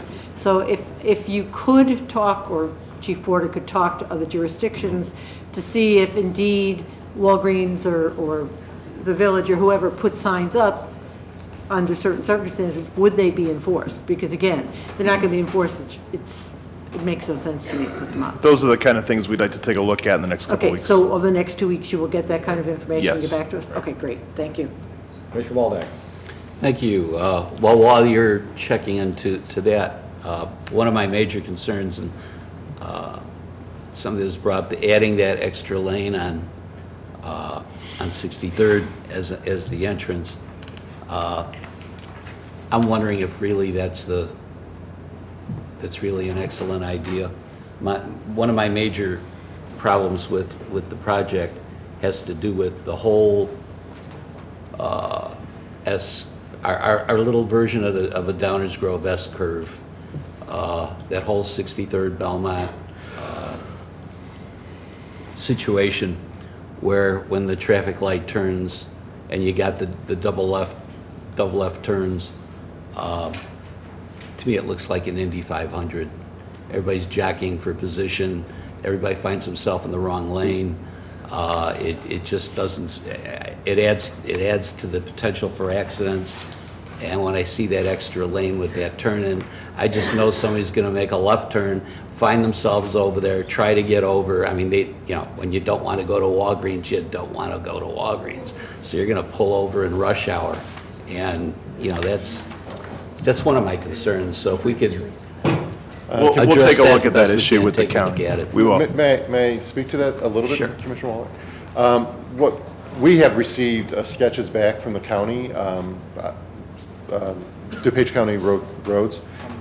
Thank you. And the way that's being illustrated as far as lining on the streets and diagonal cross-lining, and really how our entrance on Woodward will be set back from the way it's actually shown is slightly different from what is in our drawings here, but definitely it'll be clearly marked that that is really like a dead lane that's going to be pulling into the property, opposed to a true lane that allows you to drive and all of a sudden hit an obstruction at its end.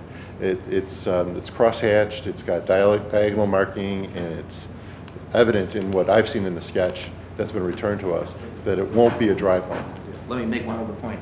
That lane, we had extensive conversations with the county on this. That lane is not unique to Walgreens. They're basically saying whatever is redeveloped and whatever we have to sign off on in terms of a plat, okay, we're going to require, if there's any access at all to this parcel, we're going to require that right, pardon me, that right turn lane. And frankly, what they're looking at is a long-term redevelopment of 63rd Street that's probably going to have additional lanes going the entire length. And, you know, we certainly didn't volunteer it. It's not an inexpensive item, but we're kind of caught between opinions that don't jive with them and what they feel is a sound design. Okay, thank you. But we'll certainly pursue it. Thank you. Okay, thanks. Well, before I share my comments, sir, did you have a question? At this point, I'm not going to entertain any more comments or statements that people are against it. I think we got that, but if there are questions. I have a question. Then please, sir, come to the podium, and I'd love to hear your question, because it might be something that's on our minds, too. And thank you for your patience. My name is Ricardo Castaneda. I live at 6208 Woodward. Bob gave testimony about a half an hour ago that there was going to be traffic coming to be unloaded.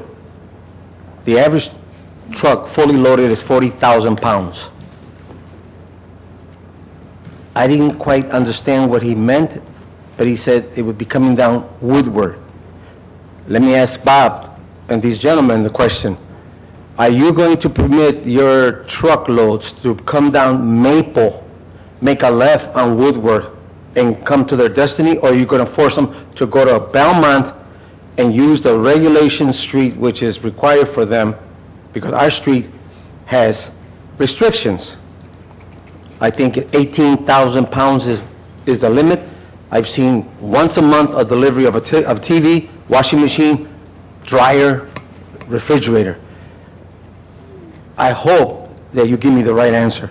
Good question. The restrictions that exist. We're all jumping to answer it. Go ahead. The restrictions that exist in the township and in the county would remain, and they would be bolstered by a condition that's in your packet tonight that further restricts and says that you cannot drive truck traffic on Woodward. Only truck traffic on Woodward that is permitted is immediately adjacent to the site, just to access into the site. So we're talking about from 63rd, 200 feet up the hill and make a left. Correct. That's correct. Well then, I am not an engineer, but I could tell you right now what everybody's been giving testimony. You're right. If you're on the left lane going into 63rd, and everybody's been listening to this, and I think everybody's tired of listening to this, I think that you guys are going to have to come up with a plan that is going to force all your truck lines to go in where they're permitted on Woodward. Don't go up the hill, but just go in there and then go this way. Because if those trucks take the whole turn, they're going to cut a lot of cars off.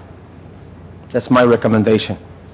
And I hope that they keep their word, that I don't get run over by a semi down my street when I'm picking up my mail. Thank you. Thank you, sir. I just have a question. Hi, one question, sir. One of the petitioners mentioned something about a 2% increase in traffic. I mean, and how does that calculate into, you got a store, you're like doubling the size, you're increasing the inventory. How do you calculate there's only going to be a 2% increase in traffic coming up Woodward based on the fact that you're a significant increase in the footprint and the size and the draw that you want to come to that store? Today, essentially, there's a 0%, so let's start from that. We anticipate that 10% of the traffic generated by this store will come to and from the north. Half of that is pass-by traffic. It's already there. So we're down to 5%. Half of it's coming, half of it's going. We compare that to the traffic which is there today. This is a very, very busy street for a residential street. It has 3,000 trips a day that go up and down the street. Absent Walgreens, the increase over that 3,000 will be 2% by the new traffic generated by this store going to and from the north. To put that 3,000 in perspective, typically when we on the traffic engineering side rate streets, typically a residential street, neighborhood street, carries about 600, maybe at the outside 1,000 vehicles per day. And that's not counting cul-de-sacs. I mean, ones that are part of a grid pattern. This is a collector. This isn't a local residential street. This provides through traffic connection, and I would say, dare say that from observing it, the majority of the traffic on this road is not neighborhood related. It's related in getting from 63rd to Maple via a signalized intersection. I sat out there and watched it, came in tonight and took a little time at rush hour to watch both the southern intersection and the northern intersection. The majority of the traffic going through there is people that are coming in one end and going out the other. It's not people going to the neighborhood. Our draw to Walgreens is the neighborhood, which is why the number is so much smaller. But 2% is the valid number for new traffic up Woodward. All right, thank you. Well, I'm going to attempt to wrap up tonight's conversation, and obviously we're not acting on this evening. As was stated before, and I'll repeat again, this would not be before the council for a vote until June 5th. So there's lots of time for further contemplation and discussion, conversation. One thing I do want to point out is that clearly no one is being cavalier about this. Clearly the council is listening very intently, because as was mentioned, this has been discussed on multiple occasions, both publicly and privately. I think every single one of us have had private meetings with the neighborhood. I had one last night for over an hour and a half, and then there have been many other instances as well. We've been discussing just here tonight alone over 3 hours of this topic and listening to everyone's comments, all of which have been greatly appreciated, and it's been going on since February. If there was some sinister scheme to ram this through, it would have been done already, folks. Clearly, that's not the case. I'm just sort of struck by the fact that we've been talking about this for 3 hours, and yet I don't think we spent anywhere near as much time or had public comment on a $35 million bond issuance to fix our streets and our stormwater. So to suggest that we're not taking this seriously and we're not listening very carefully and weighing very carefully what everyone is saying on this issue, I think would be a big mischaracterization.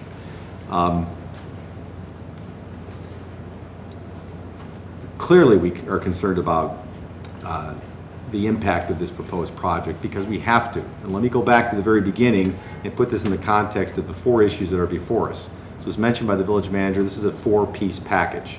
There is annexation, rezoning, consolidation of lots, and the request for a special use permit.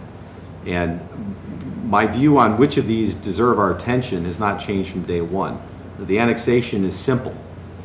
There's a request to annex. I don't have yet to hear a single reason why we wouldn't accept the request to annex this property into the village of Downers Grove. In fact, it's consistent with our plan. Number 2 is the request to rezone. And this is where the comprehensive plan and our future land use plan become particularly useful, because if you look at our land use plan, clearly these parcels are designated to, if they become within our ability to do so, should be rezoned to commercial. In fact, the entire stretch from Stonewall to Belmont falls in that category. So it's not just these parcels. That's clearly on the plan. And just to dispel any disputes about whether it's a plan or a mantra or something else like that, the plan itself, from the very beginning, when it says what the purpose of the plan is and what it's supposed to be, it uses the word guide multiple times. So we're not changing what it means. That's what the plan itself says. It is a guide. It's right there on page 3. And then it says it on other pages. And the terms about flexibility and whatnot and guidelines, that's in the document itself. So there's no suggestion someone's changing what the document was intended to be. The document reflects what it is by itself. But that document is pretty clear that in terms of what this should be rezoned, B2 is perfectly appropriate because our future land use plan and our comprehensive guide all suggest that that would be the right decision. So the first 3 are Very simple, and there really hasn't been much discussion about those issues. And I haven't heard any reasons to decide otherwise. This has always been about the rubber hitting the road with respect to the special use. And we have standards for these kinds of things. And that's what I was trying to encourage people to speak to earlier, is focus on the standards and not some peripheral things that are born more out of emotion rather than a careful assessment of what the facts are. And there are some very legitimate concerns that are being expressed here. And that's why we're wrestling with this. Section 28.1902 sets forth our standards for approval of special uses. It's one paragraph. The village may authorize a special use by ordinance, provided that the proposed special use is consistent and in substantial compliance with village council policies and land use plans, which is where the fit conversation comes from, including but not limited to the comprehensive plan, the future land use plan, the master plans, and the evidence presented is such to establish the following things. And then you get down to 4 criteria. 1, that this is a proposed use at this location is necessary or desirable to provide a service, which is why we've heard folks talking about, well, why is it needed, why isn't it needed? I think there's evidence that there's a reason to have this here because it's a convenience store and people want to have them close to where they live and shop. There's one nearby right now that obviously is serving a need. I've heard arguments that, well, maybe we need it, but why can't we need it more someplace else? That then gets into issues of what do private citizens get to do in terms of the use of their own property. And we find up here that it's a very interesting discussion that all of us want to regulate what our neighbors do with their property, but we don't want our neighbors to regulate what we do with our property. That's almost a common human condition. The next criteria is that the use will not, under the circumstances of the particular case, which is very important, under the circumstances of the particular case, will not be detrimental to the health, safety, morals, or general welfare of persons residing or working in the vicinity or injurious to the property values or improvements in the vicinity. That's why issues about traffic and sound and the real estate diminution that was anecdotally referred to, those are all important factors, but we have to have them in some kind of a tangible, demonstrable fashion. They can't be anecdotal comments exchanged over a backyard fence.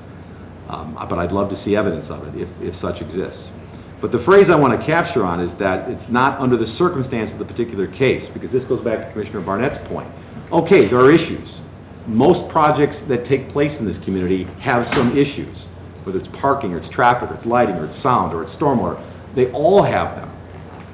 We have a mantra in this town. We've used it, employed it for years. This council, prior councils, this mayor, former mayors, mayors before that. We endeavor to be facilitators, not regulators. So if we see a situation that has challenges, we don't immediately say no.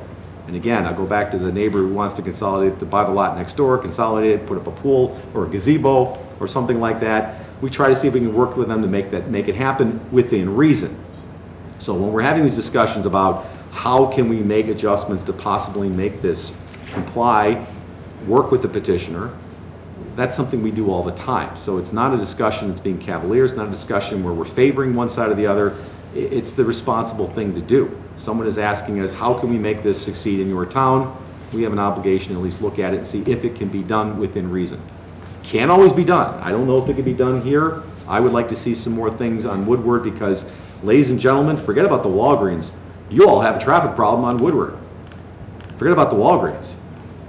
There might be an opportunity here because we have a petitioner who's willing to do some things that otherwise we'd have to do ourselves, or actually we couldn't do because it's not even the village of Downers Grove.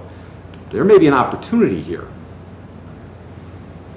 to actually make some physical or other changes on Woodward Avenue that can address some issues beyond those that are being voiced about this Walgreens and this proposed development.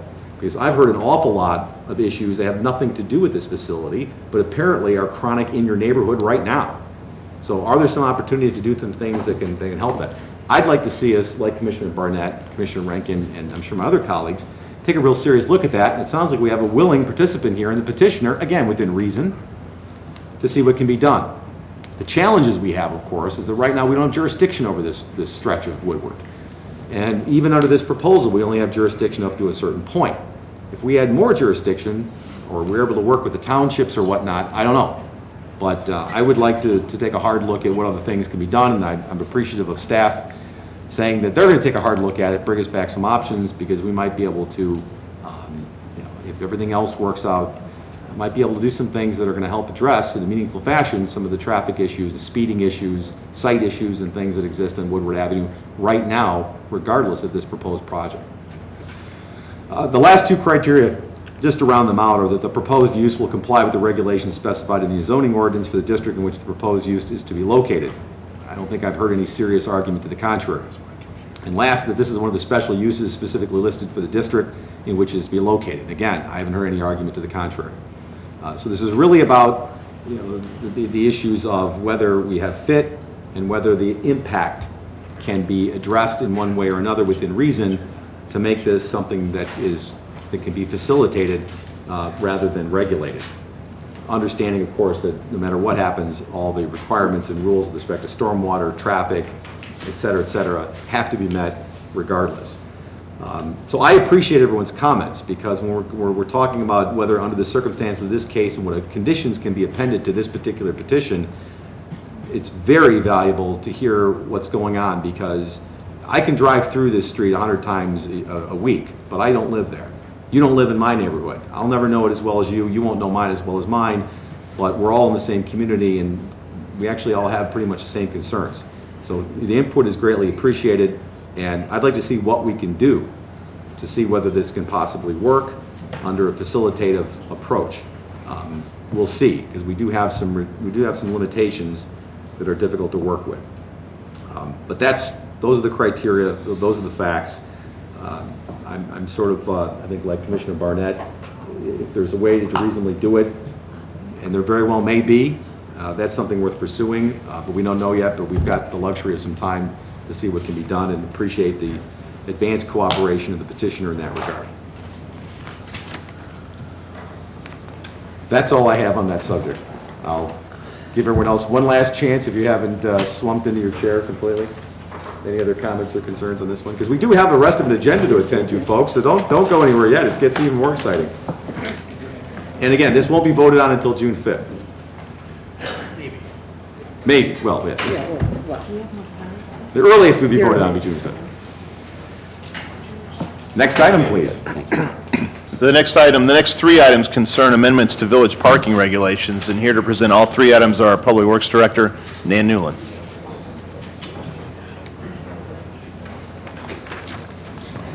Good evening, Mayor and Council.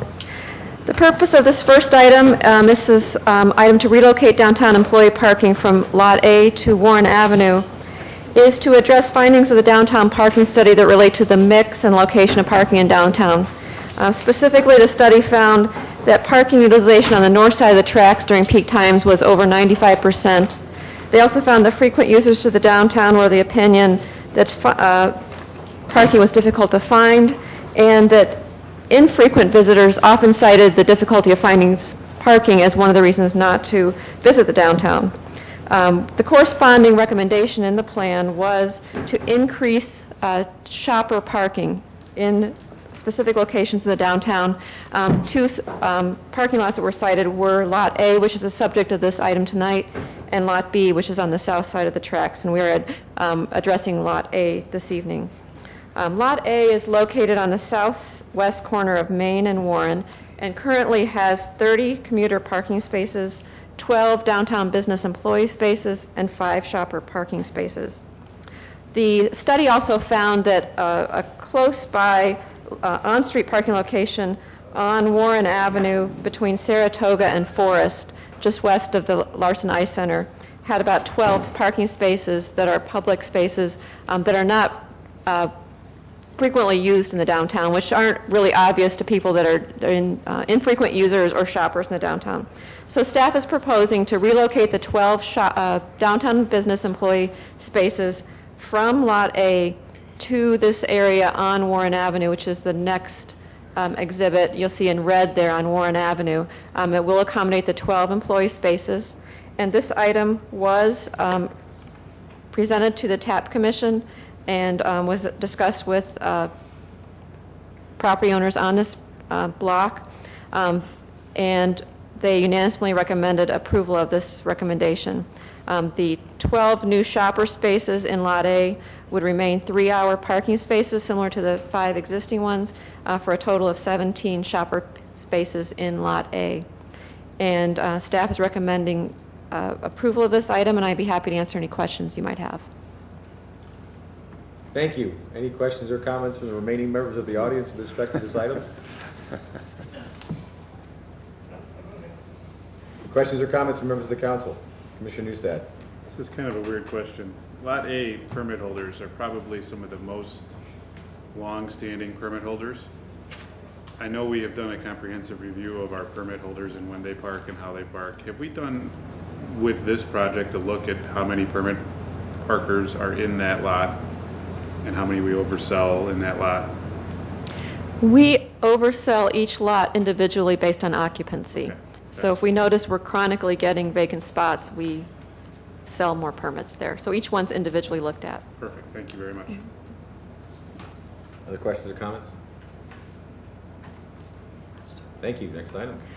This next item has been prepared to amend sections of the municipal code concerning the establishment of restricted parking along the east side of Powell Street and along the south side of Norfolk Street at Kingsley School.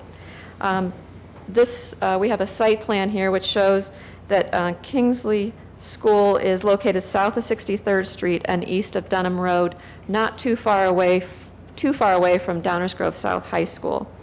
Neighbors near Kingsley School brought to staff's attention that students from Downers Grove South High School have been parking along the east side of Powell Street, which is impeding morning drop-offs and afternoon pickups because of the cars parked there, and is contributing to congestion at the Powell and Norfolk Street intersection.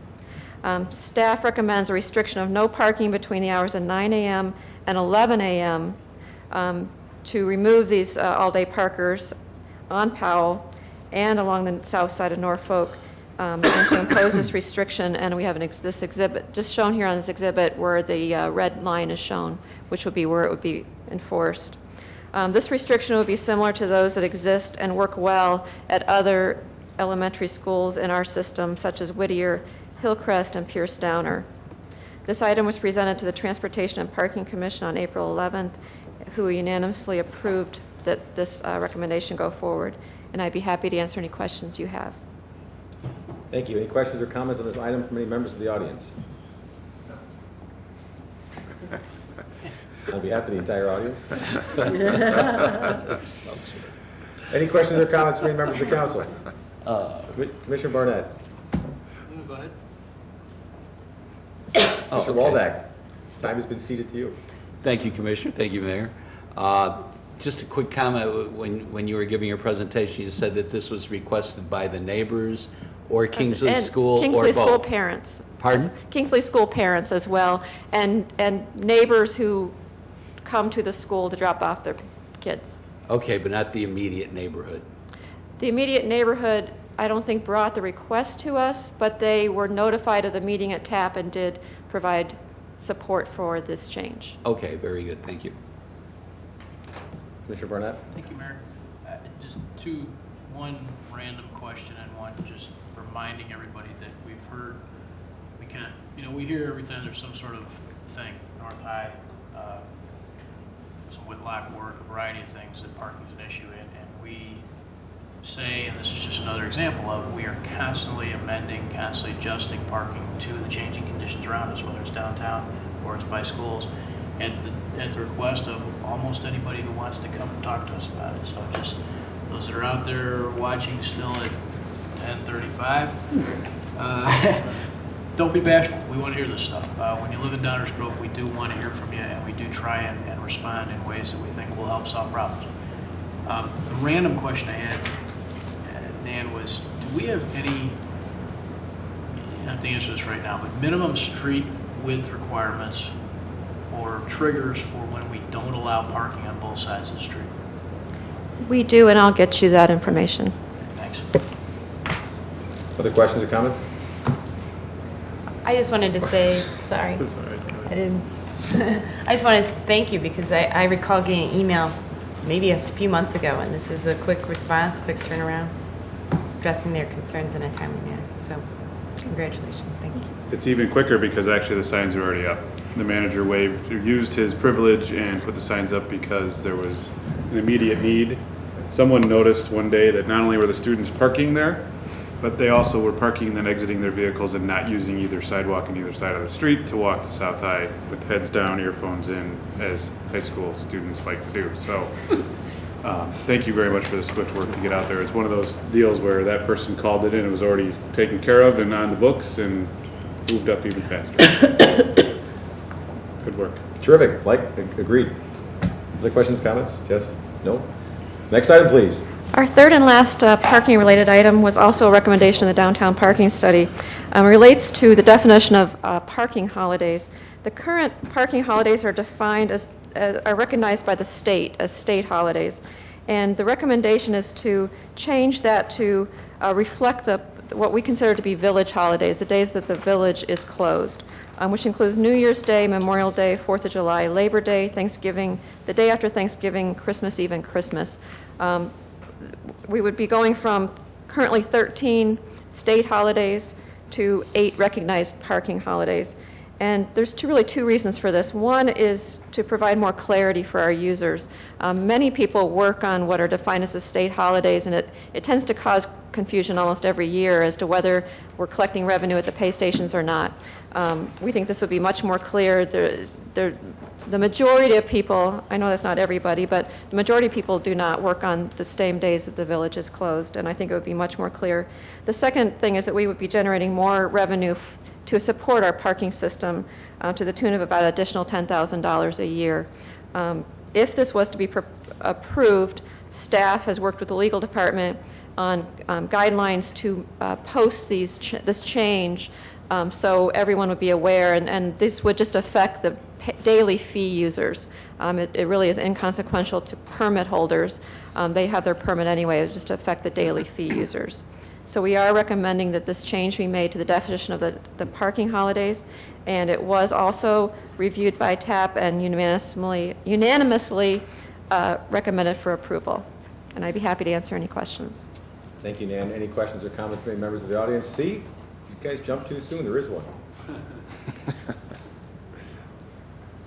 Quick question on how these holidays are currently, how people who are parking in the daily fee, how are they currently, how do they currently know what the holidays are?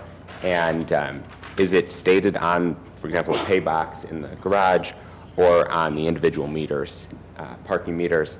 I know when I was at University of Illinois in the city of Champaign, on the parking meters individually it states, you know, the state or the holidays that they recognize as parking holidays. So we can post it at the pay stations. That's pretty clear. The parking meters are a little bit tougher.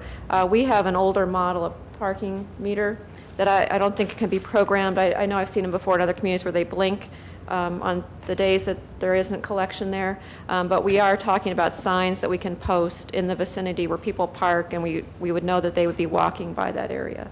So and we'd also be putting out information on the website and regularly posting that so it's available to the community. And I think once we get through the initial cycle, it'll become, most of our people are repeat parkers. I know there's some people that park infrequently, but we'd be trying to post those as clearly as we could to make it visible. Thank you, Dan. Questions or comments from the council? No questions or comments. Thank you very much. That brings us to item 8H. Go ahead. Sorry, let me find my item here. Okay, our last item, Kensington Place, Prentice Creek Sub E. This project is included in the Community Investment Program and will reconfigure and naturalize an existing pond located along Prentice Creek in the Kensington Place subdivision. You can see here it's located east of Woodward Avenue and south of 63rd Street. The village owns, this kind of better defines the footprint of the detention area.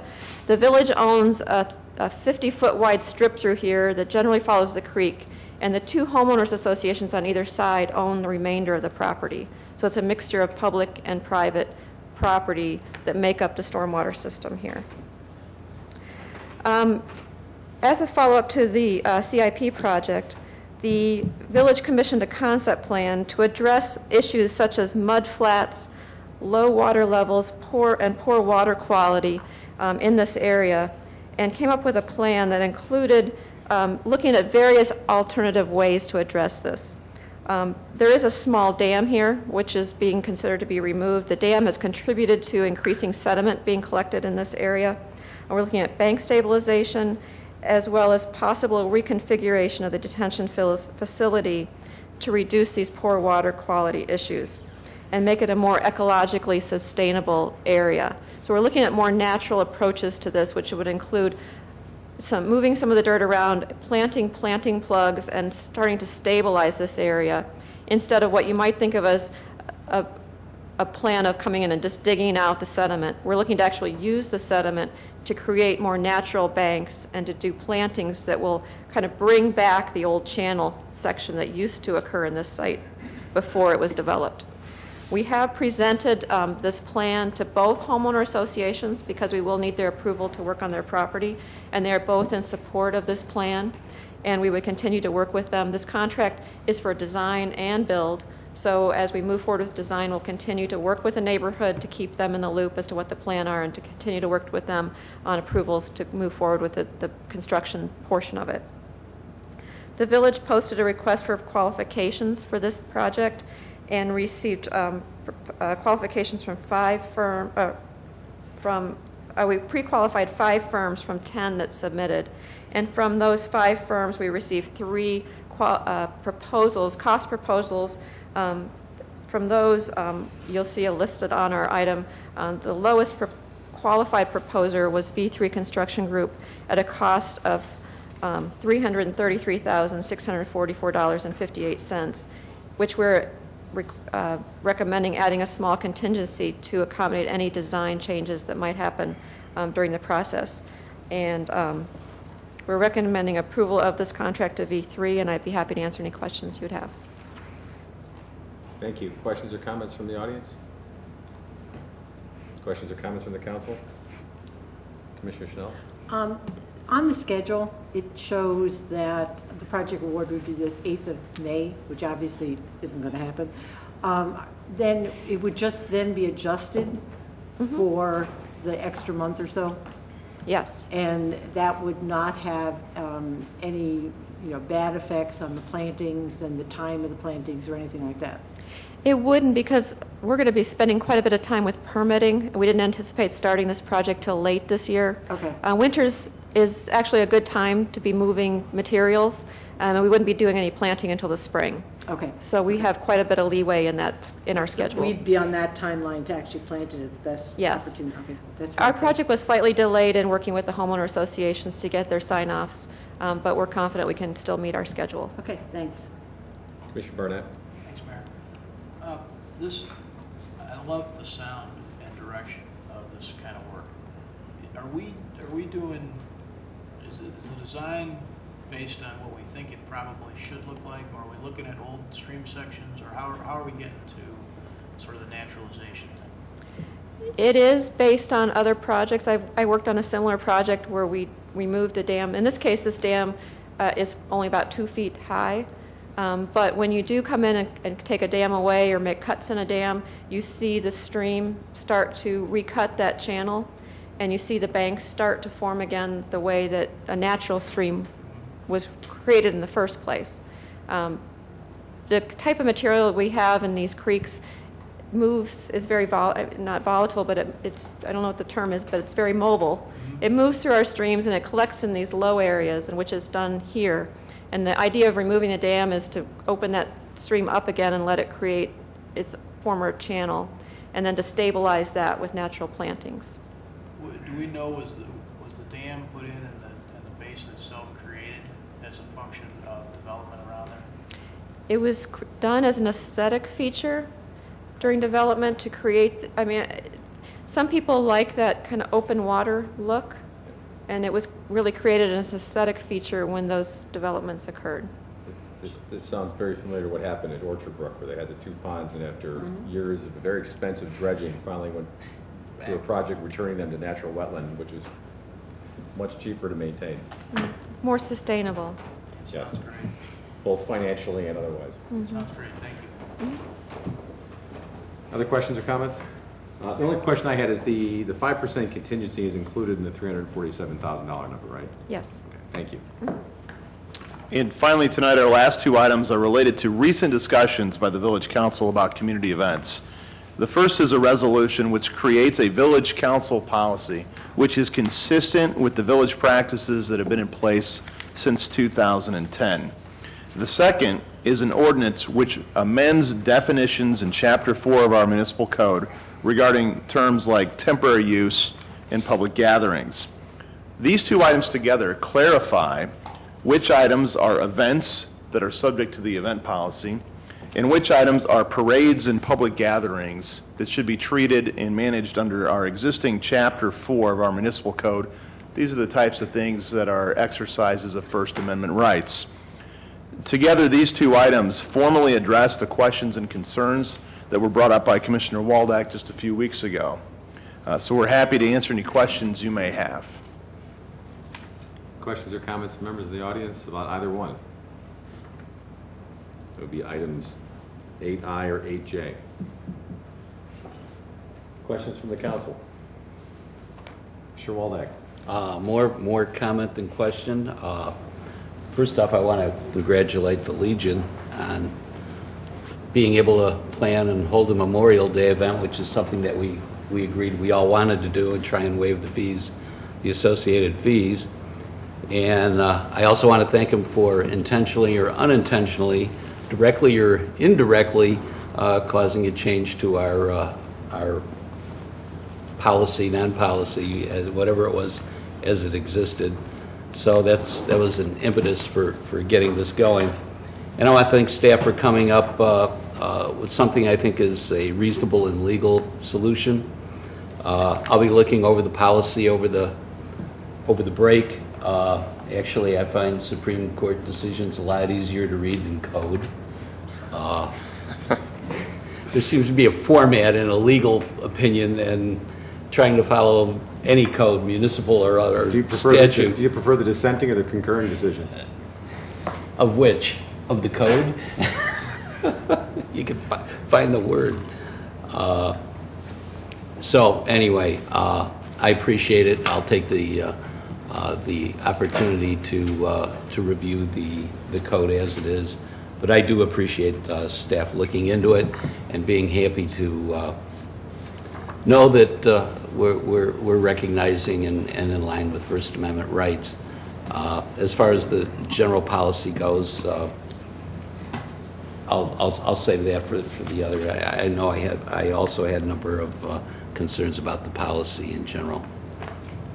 But thank you so much for checking into that. Thanks. Thank you, Commissioner. Any other questions or comments? I'll just add that I know that Commissioner Rankin and to some degree Commissioner Newsat will recall that the Community Events Commission once upon a time spent a lot of time trying to figure out the difference between four different things. What events do we run as a village? What events do we sponsor as a village? What events do we facilitate as a village? And what events or activities do we allow as a village? Four different categories. I remember a whole discussion of that years ago. Never quite got acted upon at the village council level. Well, the economy took care of the first one. We don't run a whole lot of events anymore. We sponsor a couple and we facilitate some. All this really deals with is what do we allow? Because when we talk about First Amendment rights, we're talking about what you're going to allow people to do, but that's a whole different kettle of fish than what you're going to facilitate or sponsor. Because facilitate suggests the use of, the affirmative use of some of your facilities, and sponsor actually means you're contributing to them in some way. And then we used to run things, but we only run a parade now. So in some respect, we're finally getting to those topics I know the Community Events Commission looked at for a long time ago in a galaxy far, far away. So that's all I have on that. And that ends our first reading tonight, Mayor. All right, well, that brings us to the mayor's report, and I'm going to clip right into the ComEd reliability report. All of you here know what that's all about, so I'll spare you the preface. Today, ComEd notified the village that it is adding 2 additional equipment upgrade projects consisting of the replacement of 4,000 feet of underground cable in 2 circuits. Both of these circuits were identified as the 2 of the 10 worst performing circuits in the village's reliability review plan that we put forth last summer in conjunction with the town hall meeting with ComEd executives. For those of you keeping score at home, the first will be in circuit W8011, which if you remember that map that was being pointed to during the town hall meeting, that would make some sense to you. Without the map, it doesn't mean anything. But where that is located is primarily in the area of the southwest of the intersection of 63rd and Main Street. The other project will be in circuit W4572, which is located near the intersection of Fairview and Ogden Avenue. These upgrades are part of the Smart Grid bill that passed in 2011. ComEd has not yet indicated a completion schedule for these projects. However, village staff will continue to work with ComEd to track project progress on both of these projects. And of course, as always, updates and information are available on the village website as we continue our ongoing mission to try to improve and enhance reliability of electrical service in the village of Downers Grove through working with ComEd. That is all I had for the mayor's report. Manager report, please. No report tonight, Mayor. And welcome, our assistant village attorney's report tonight. I've been waiting all night to do this. All right. There are several items to present tonight. There are 8. The first is an ordinance annexing 2134, 2136, 2138, and 2140 63rd Street and 6298 Woodward Avenue to the Village of Downers Grove, Illinois. Number 2, an ordinance amending the comprehensive zoning ordinance of the Village of Downers Grove, Illinois, codified as Chapter 28 of the Downers Grove Municipal Code, as amended to rezone property located at 2134, 2136, 2138, and 2140 63rd Street and 6298 Woodward Avenue. Number 3, a resolution approving the final plat of subdivision for the 63rd and W consolidation. Number 4, an ordinance authorizing a special use for 2134, 2136, 2138, and 2140 63rd Street and 6298 Woodward Avenue to permit a drive-through facility. Number 5, an ordinance amending holiday parking provisions. Number 6, an ordinance amending parking provisions on Powell and Norfolk Streets. 7, an ordinance amending village parking lot designations. And finally, an ordinance amending temporary use in public gatherings. Thank you, Doug. Well done. And I do want to know, was the village attorneys imposing this particular meeting tonight on you part of some twisted hazing ritual? My year anniversary, so she thought it was time. That explains it. All right, well, then, completely understood. Thank you very much. That brings us to item 12, councilmember reports and new business. Commissioner Barnett, want to kick us off? Commissioner Schnell? I just want to thank the police department for 2 very moving services or ceremonies yesterday. The Barth Memorial Service was outstanding. Just want to thank the Color Guard, the police department Color Guard that did just a phenomenal job, and the award ceremony last night was extremely moving and just really goes to show the kind of caliber police officers that we have and the kind of people we have in this community. Quickly, I also attended a DuPage Convention Visitors Bureau hospitality event on behalf of the village, and it was very interesting to see some of the new venues that have come into DuPage County, and I will get some information to the rest of the council in the 2 weeks that we have off. So other than that, that's it. Please do. Thank you, Commissioner. Commissioner Neustadt? Thank you, Mayor. Ditto on the police department activities yesterday. They were great. The Honor Guard really is performing well. And it's nice to spend some time with the Barth family and the Downers Grove Police Department yesterday. There are 2 fantastic events, as well as many others in Downers Grove, but 2 that the village will be hosting this weekend. On Friday, May 18th, in honor of Public Works Week, the Downers Grove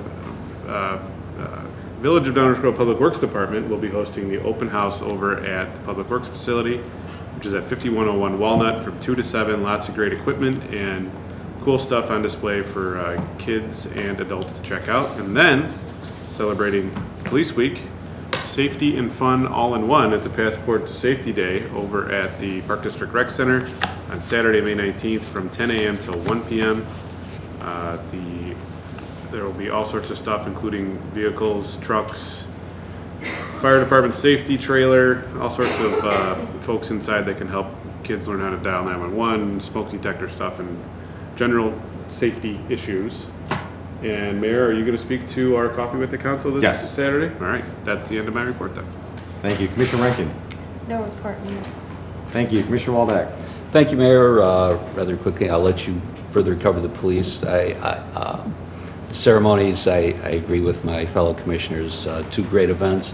As usual, I'll take a slightly different take on it. Chief Porter was up there speaking well about his lack of knowledge in technology. I mean, he knows technology, but not an expert in the radio license, in the VOC and the radios, that he lacked the knowledge and all the expertise needed for the license recognition and those types of things. And then as the evening went on, awards were given for persistence and training and a whole slew of awards, and it just recognized that we just have a fabulous department, life-saving, all these things. And I got to recognize Chief Porter for having just a fabulous department, and all that recognition that went on last night.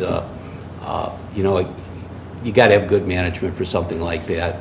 So thanks to him. So let him get that reward tonight. Thank you, Mayor. Well said, Commissioner. Just a few things. First of all, I will add my accolades and appreciation to Officer DeZour, the Color Guard, Downers Grove Police Color Guard, and all the first responders that participated in the annual Barth Memorial Service.